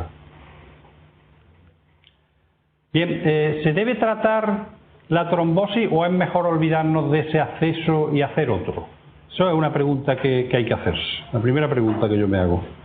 Bueno, pues la bibliografía dice que es mejor intentar el rescate. ¿Por qué? Primero porque se preservan los lechos vasculares. Conservamos los lechos vasculares por si hay que intervenir sobre esa fístula, no la perdemos. Y luego un tema económico. Habitualmente si intentamos el rescate, no siempre, pero muchas veces evitamos la colocación de un catéter venoso, con lo cual va a haber un menor coste económico. Por tanto, la bibliografía habla de intentar el rescate como primera opción. ¿Cuándo? Una fístula que se ha trombosado, que era funcionante, ¿cuándo se debe de rescatar? Pues como me decían a mí, ¿cuándo se bebe el vino? Lo antes posible, pues eso. No hay que esperar, hay que intentar rescatarla pues lo antes posible. Por supuesto excluimos aquellos casos en los cuales se cierra la fístula las primeras horas y días, que como ya han comentado varios ponentes, eso es lo que hay que hacer, una revisión quirúrgica. En los casos de fístulas funcionantes lo antes posible, ¿por qué? Pues porque el trombo se puede atravesar con más facilidad con la guía, porque la evolución natural de un trombo es fijarse a la pared de la vena, fibrosarla y ya vamos a tener más dificultad según va pasando el tiempo. Esto no es que lo digamos nosotros que lo estamos viendo, esto lo dice también la bibliografía. Hay este estudio en el cual compara si las fístulas se han intentado recanalizar antes de las 72 horas o más de 72 horas. Y los porcentajes bajan de una forma muy significativa. Por supuesto que se puede intentar rescatar una fístula pasada una semana, pero las posibilidades de éxito técnico van a ser muy bajas, vamos a hacer un coste económico importante, podemos tener complicaciones, por tanto esto es un tema que yo creo que queda claro. ¿Cómo? Pues hay, digamos, cuatro grandes bloques o tres grandes bloques. Una, realizar un nuevo acceso. Otra, realizar una arteriotomía con un Fogarty y luego realizar una angioplastia. La terapia endovascular percutánea, la que hacemos con trombectomía y angioplastia. Y finalmente la fibrinolisis. Vamos a ir viendo. Aquí se comportan de una manera diferente las fístulas protésicas de las fístulas nativas. En las fístulas protésicas, en las guías sí ha habido, se han revisado, hay ensayos clínicos randomizados. No a mucho tiempo, pero los hay. Y parece que en las fístulas protésicas las permeabilidades primarias al año son inferiores en la terapia endovascular que en la quirúrgica. En estos estudios no diferencia si la cirugía fue una nueva reanastomosis o fue una arteriotomía con un Fogarty. Sin embargo, los porcentajes están claros que las permeabilidades son superiores a la cirugía, algo, por otro lado, lógico. Sin embargo, ¿qué ocurre en las nativas? Bueno, en las nativas no tenemos estudios randomizados, pero hay un estudio retrospectivo de Ito con muchos casos que sí diferencia las dos posibilidades quirúrgicas. Una, la cirugía con nuevo injerto, que vemos que es la que mejor permeabilidad primaria de los 2 años tiene con diferencia, y luego ya se igualan los porcentajes entre la terapia endovascular y la trombectomía quirúrgica con Fogarty. Por tanto, ahí ya se igualan, cuando se separan los procedimientos, se igualan las tasas de permeabilidad. Otra cosa importante de este artículo, que es muy interesante, es la diferencia que hay. También revisa las fístulas protésicas y los rescates, realmente las tasas de permeabilidad son muy bajas, muy inferiores a las nativas. Van peor, evidentemente. En relación a la fibrinolisis, hay varios ensayos clínicos que comparan entre la terapia endovascular y la terapia endovascular y la fibrinolisis. No hay diferencias estadísticamente significativas, sin embargo, sí ven el inconveniente los autores, hay coincidencia en que los tiempos del procedimiento son más largos y puede haber complicaciones, porque con la fibrinolisis puede haber complicaciones, sobre todo si es una fibrinolisis in situ y puede haber hematoma en el sitio de punción. Por tanto, no se le ve, aparte de un tema económico. En relación a lo que es el rescate en sí,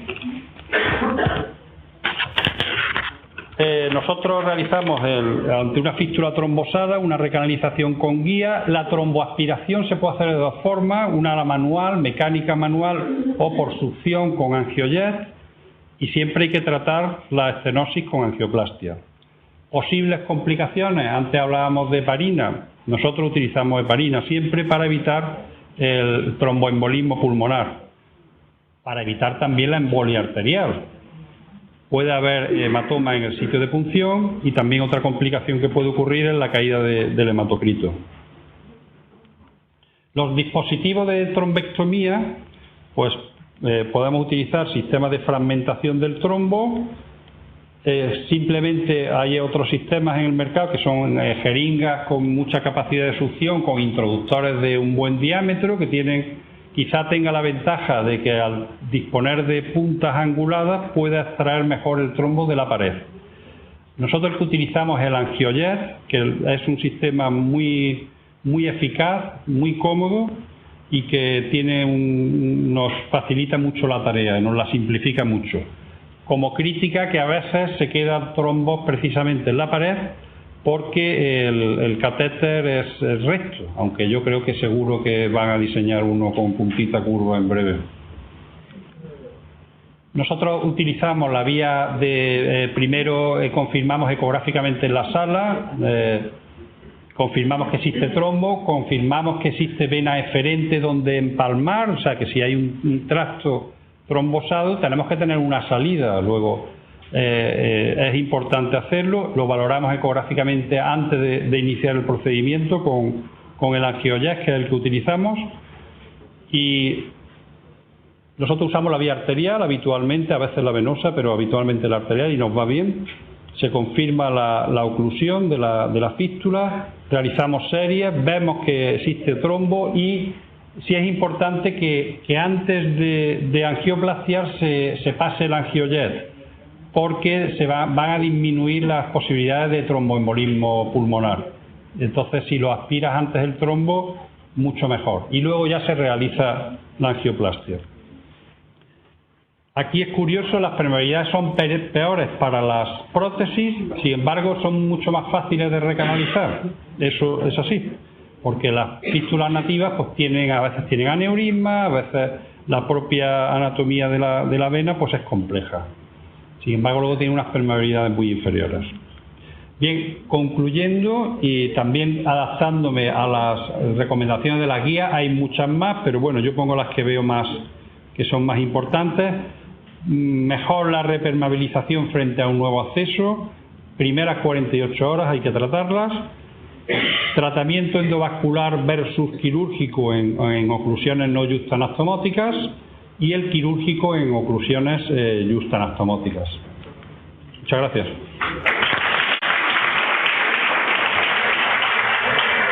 Y agradecer primero al doctor García y a la doctora Moreno su amable invitación.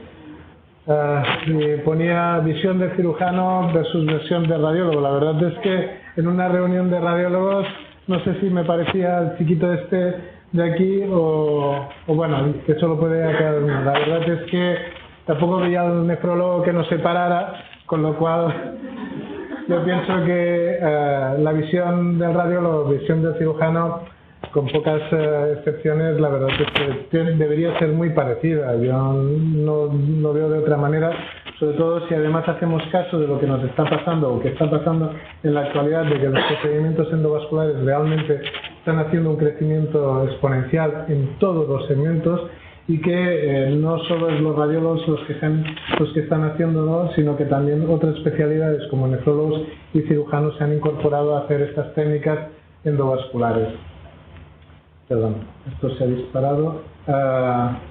Además, muchas veces, como también ha dicho Teresa, apoyados por series clínicas, sin unos estudios fehacientes que den valor a lo que se está realizando, y por eso en nuestro hospital y en nuestro servicio en concreto, y de acuerdo con nefrología, realmente hemos apostado de una forma muy clara por un equipo multidisciplinario que en este momento además se va a apoyar en unas guías de práctica clínica recientemente publicadas o que van a ser publicadas por varias especialidades, que yo creo que es por donde hay que ir.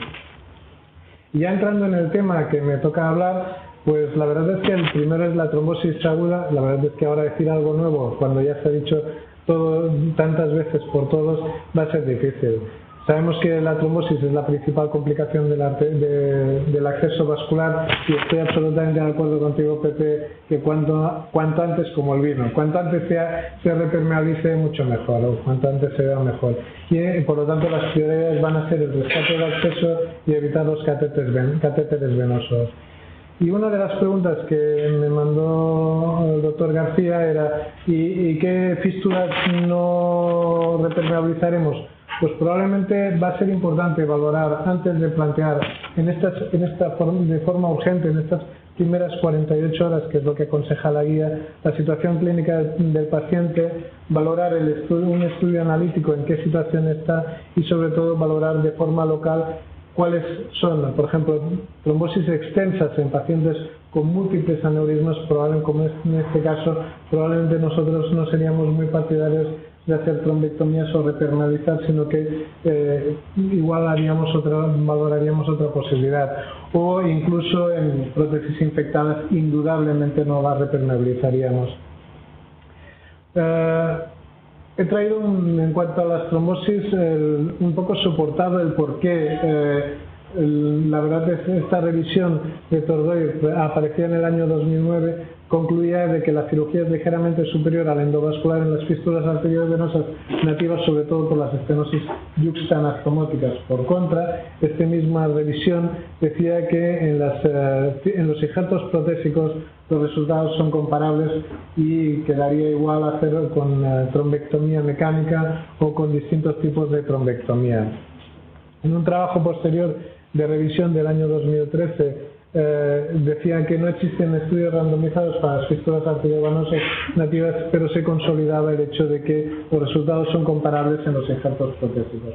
Por lo tanto, y un poco lo que dicen las guías, se recomienda la intervención electiva siempre en una función de prevención, siempre y cuando reúna criterios de alto riesgo de trombosis. Se recomienda intentar la repermeabilización de la fístula arteriovenosa trombosada, y también se recomienda la repermeabilización de la trombosada frente a la realización de un nuevo acceso y colocación de fístula.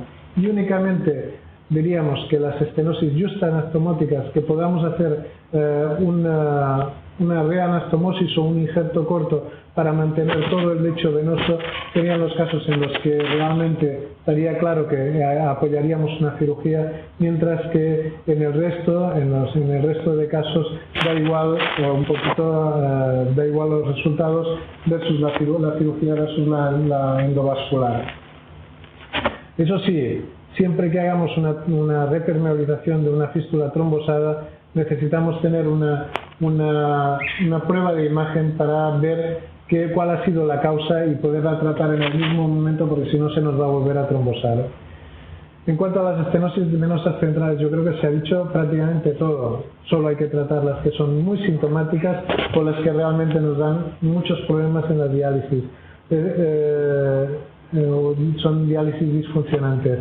Y también se ha dicho cuál sería la primera acción. Yo estaría absolutamente de acuerdo de que sería la angioplastia con balón. Otro tema es el tema de la restenosis.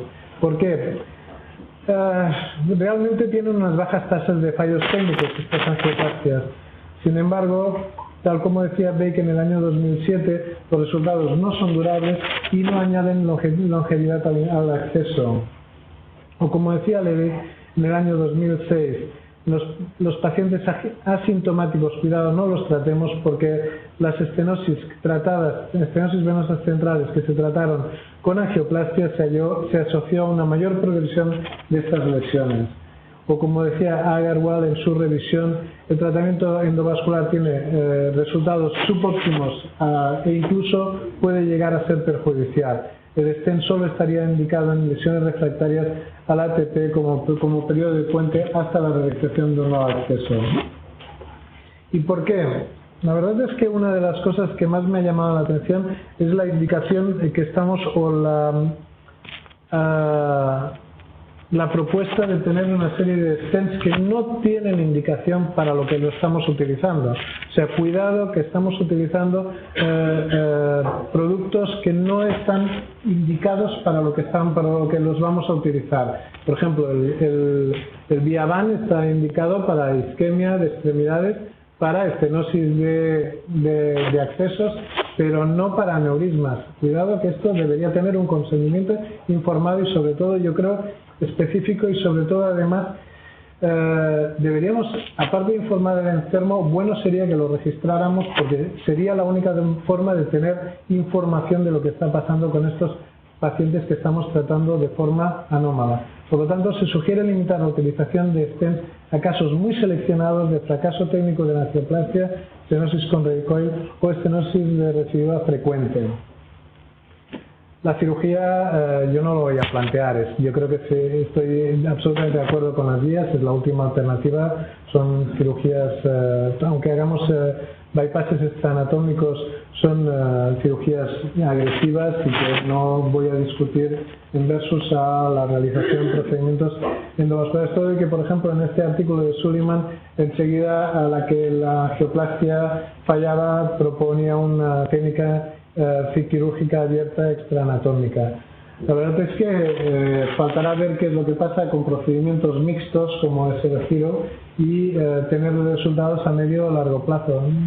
Parece que necesita muchos rescates porque, como ya se ha dicho también aquí, lo más largo no significa que es lo mejor.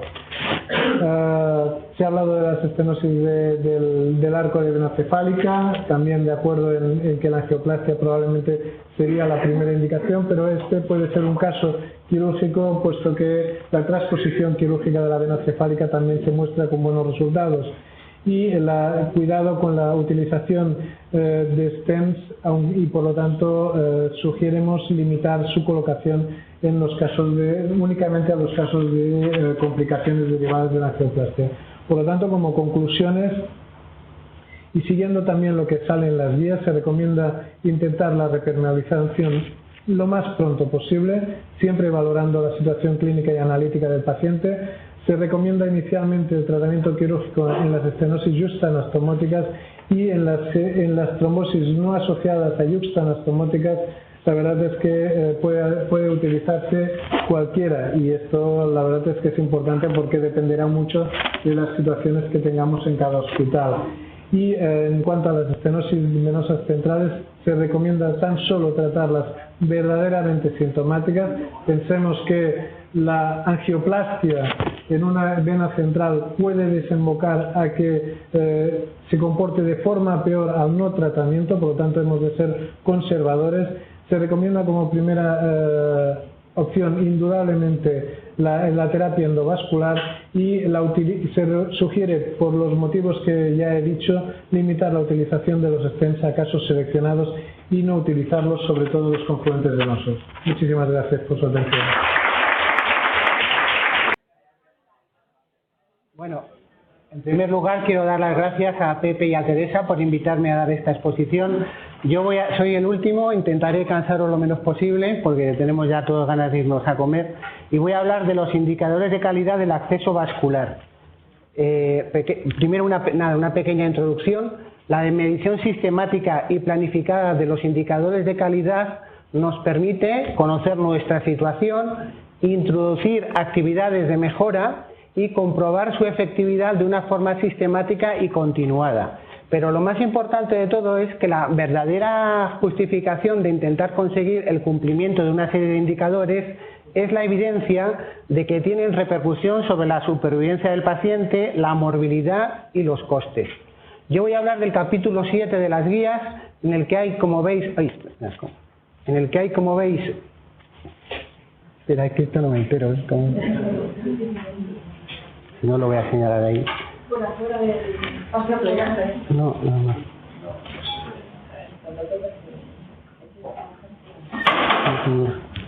La flecha le va hasta adelante. Hay una flechita. No, para atrás, el redondel. Esto. Como veis hay 29 indicadores. Estos 29 indicadores a su vez están distribuidos de acuerdo a cada uno de los capítulos de los 6 capítulos de la guía. Es de destacar el capítulo 8, el capítulo 4 que tiene 8 indicadores y el capítulo 5 que tiene 11 indicadores. Son los capítulos que más indicadores tienen de todos. Empezando por el capítulo 1, procedimientos previos a la realización del acceso vascular. Aquí tenemos el indicador 1.1, porcentaje de pacientes que son seguidos en la consulta de ERCA que cumpliendo criterios para la realización de una fístula son remitidos a cirugía. Todo paciente que tenga un filtrado, como ya se ha dicho aquí, menor de 15 mililitros minutos, se prevea una progresión de la enfermedad renal crónica para su entrada en diálisis en 6 meses y, por supuesto, haya elegido la hemodiálisis y además no cumpla el criterio 4 o 5, que haya una causa clínica justificada para no mandar la cirugía, o como puede ser pacientes que se niegan a realizar una fístula, en todos estos casos el paciente debe ser remitido a la consulta de cirugía. Y el estándar que se ha establecido es del 90%. El 90% de pacientes que tienen criterios para ser remitidos a cirugía deben ser remitidos a cirugía. Pasando a otro indicador, el indicador 1.2, porcentaje de pacientes con indicación de realización de una fístula que ya están con el cirujano en los que se realiza la intervención en el periodo recomendado. En este caso el cirujano valora si tiene un paciente mal lecho vascular, si tiene arteriosclerosis severa o riesgo de robo. Si tiene alguna de estas cosas, él tiene que valorar o no si está para realizarle una fístula. En el caso que le dé apto para realizar una fístula, se han establecido 4 tipos de derivación. Derivación programada, 3 meses, derivación preferente, 6 semanas, derivación prioritaria, 2 semanas o derivación urgente, que son 48 horas. Si el cirujano, una vez que ve a un determinado paciente, por ejemplo, y le determina que es una derivación prioritaria, en 2 semanas el 90% de estos pacientes deberían tener realizada una fístula. Pasando al capítulo 2, aquí tenemos el indicador 2.1, pacientes con fallo precoz de la fístula en los primeros 30 días que siguen a la realización del procedimiento. Estos indicadores se han basado principalmente en este artículo publicado en el American Journal Kidney Disease en el 2014 con unas pequeñas variaciones. Se ha establecido que no es lo mismo una fístula radiocefálica que una fístula humerocefálica que una protésica. En el caso de las radiocefálicas, el estándar de fallo precoz se ha establecido en menor del 35%, en las humerocefálicas, en las fístulas altas, menor del 25% y en las protésicas, menor del 15%.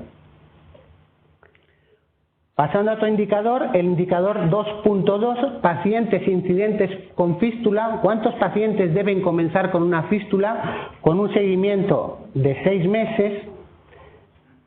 Si primero miramos lo que hay hasta ahora publicado en las guías, vemos que hay algunas que no recomiendan nada y otras que recomiendan, como las nuestras de hace años, que el 80% de pacientes deberían comenzar con una fístula, y hay otras que pues lo bajan al 65%. El GEMAF, a la hora de establecer este indicador, ha intentado compaginar lo que es la realidad nuestra del día a día con que el criterio sea cumplible, lo máximo cumplible. Porque, por ejemplo, en nuestras guías de hace años decían que el 80%, pero esto realmente, como vamos a ver ahora, pues no es la realidad. Aquí tenemos el registro catalán de pacientes incidentes, en el que vemos que la mitad de los pacientes comienzan con fístula y la otra mitad comienzan con un catéter. Este estudio del doctor Roca de hace poco, que fue publicado en la revista de acceso vascular, observa que la mitad de los pacientes en Cataluña están expuestos a un excesivo riesgo relacionado con el catéter y que podrían mejorar con una fístula. Este estudio que realizamos nosotros hace años, aunque fuera a nivel local, vemos perfectamente en la curva de supervivencia que los pacientes que a los 3 años la supervivencia de los pacientes que comienzan con un catéter es del 50% y si comienzan con una fístula es del 70%. Y además, también en este artículo nosotros vimos y otros autores han llegado a las conclusiones parecidas que el catéter además es más caro. Por lo tanto, y otra publicación del NDT basada en el 2 vio que para que un nefrólogo, un equipo multidisciplinar le diera tiempo a hacerse una fístula a un paciente, por lo menos debería estar 4 meses. Por lo tanto, el GEMAB ha establecido que como mínimo el estándar para los pacientes que van a comenzar diálisis, el 75% de ellos deberían comenzar con una fístula, pero con un seguimiento mínimo de 6 meses para que dé tiempo. Se ha puesto 6 meses porque a lo largo de 6 meses se estima que si una fístula da problemas como los que se han comentado aquí, que no madura, da tiempo a realizar las reparaciones pertinentes o hacer una fístula nueva para que el paciente comience con una fístula. Por eso aquí se ha puesto lo del mínimo de 6 meses y el estándar del 75%. Pasando a otro capítulo, cuidados del acceso vascular, el capítulo 3. En este capítulo solo hay un indicador, que esta mañana ya lo ha comentado Ana Martín, que es muy importante que haya un registro por parte de enfermería de las funciones que se realizan y que debe evaluarse cada 3 meses y que debe ser, aquí se ha puesto, del 100%. Todos los pacientes tienen que tener un registro de su fístula, de cómo se está pinchando, para que en algún momento, algún determinado problema, saber exactamente lo que ocurre. Pasando al capítulo 4, monitorización y vigilancia del acceso vascular. Tenemos los indicadores 4.1, 4.2 y 4.3, que es lo que viene a decir en los pacientes prevalentes, el porcentaje de pacientes con más de 3 meses en programa de diálisis que a 31 de diciembre del año estudiado se dializan por un determinado tipo de fístula, nativa, protésica o catéter. En este caso, lo que hasta ahora nos daban las guías, pues es, por ejemplo, las guías Kadoki decían que el 65% de los pacientes se debían dializar con una fístula, el 80% nuestras guías de hace años, otras no dan recomendaciones, y nosotros pues también hemos intentado ajustar la realidad con que sea un objetivo lo más cumplible posible. Respecto a los catéteres, lo mismo.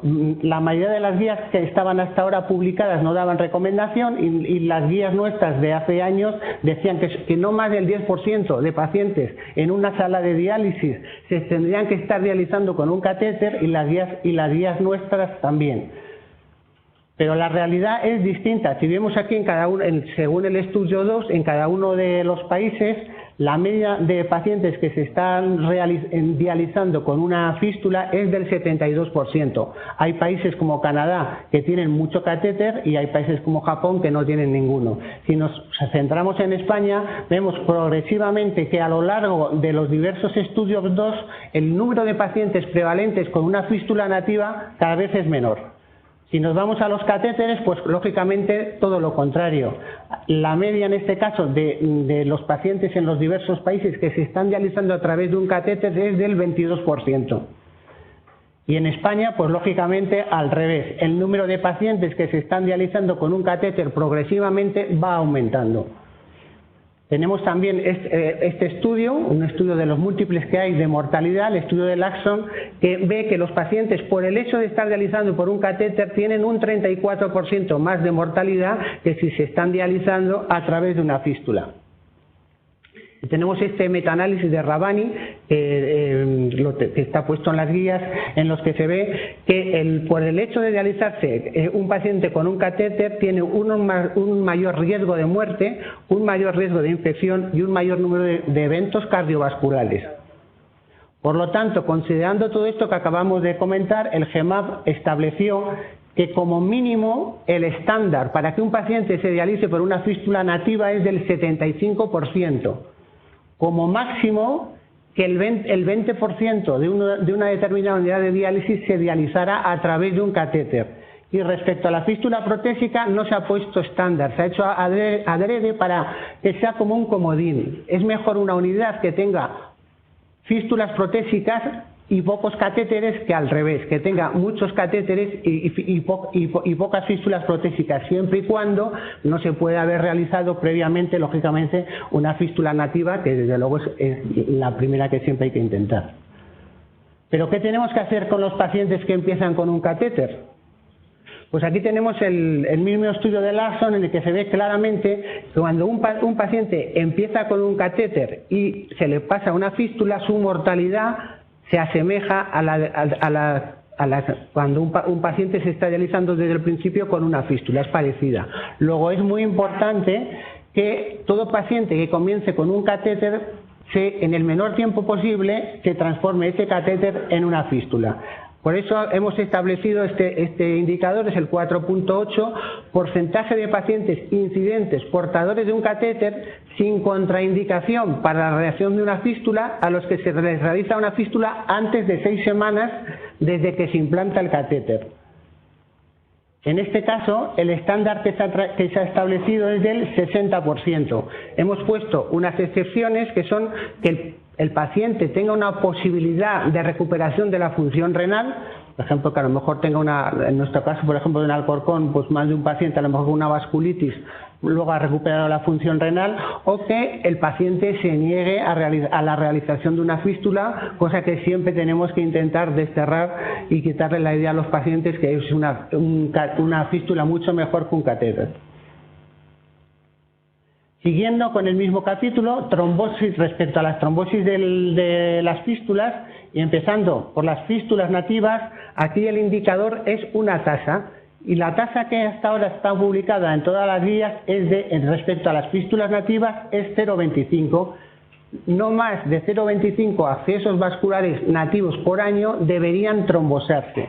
Sin embargo, nosotros hemos visto que al menos en España hay este artículo que salió publicado de la Comunidad de Madrid hace años, la tasa de trombosis fue de 0,10. Otros grupos, como el del doctor Ibeas, tienen una tasa de trombosis de fístula nativa de 0,5. Nosotros en Alcorcón, por ejemplo, tenemos a lo largo de todos estos años una tasa de trombosis global de 0,05. De acuerdo a todos estos estudios, el GEMAC consideró que probablemente el 0,25 era demasiado alto para nuestro entorno y decidió bajarlo por consenso a 0,15. 0,15 es lo que hemos establecido en las nuevas guías como el estándar de trombosis para las fístulas nativas. Respecto a las fístulas protésicas, también es una tasa, el indicador es una tasa, y en todas las guías publicadas hasta ahora ha sido el indicador el estándar 0,50. Nosotros hemos visto que de acuerdo a lo publicado en España, pues tenemos unas tasas parecidas y la hemos decidido mantener igual en 0,50 trombosis por acceso vascular año de tipo protésico. Pasando al capítulo 5, complicaciones del acceso vascular. En este capítulo, el indicador 5.1 nos dice qué porcentaje de fístulas trombosadas potencialmente recuperables se tienen que rescatar al año. Y el estándar que hemos establecido anual es del 70%. Esto es, lo que intentamos con esto es que cuando una fístula se trombose, se intente reparar bien radiológicamente o quirúrgicamente, pero que no se deje la fístula y se ponga un catéter, como pasa en determinados sitios, que no se hace absolutamente nada. Siempre es mejor, como ya se ha dicho, en la mayoría de las ocasiones, intentar hacer una trombectomía que dejar la fístula, que no hacer nada y ponerle un catéter.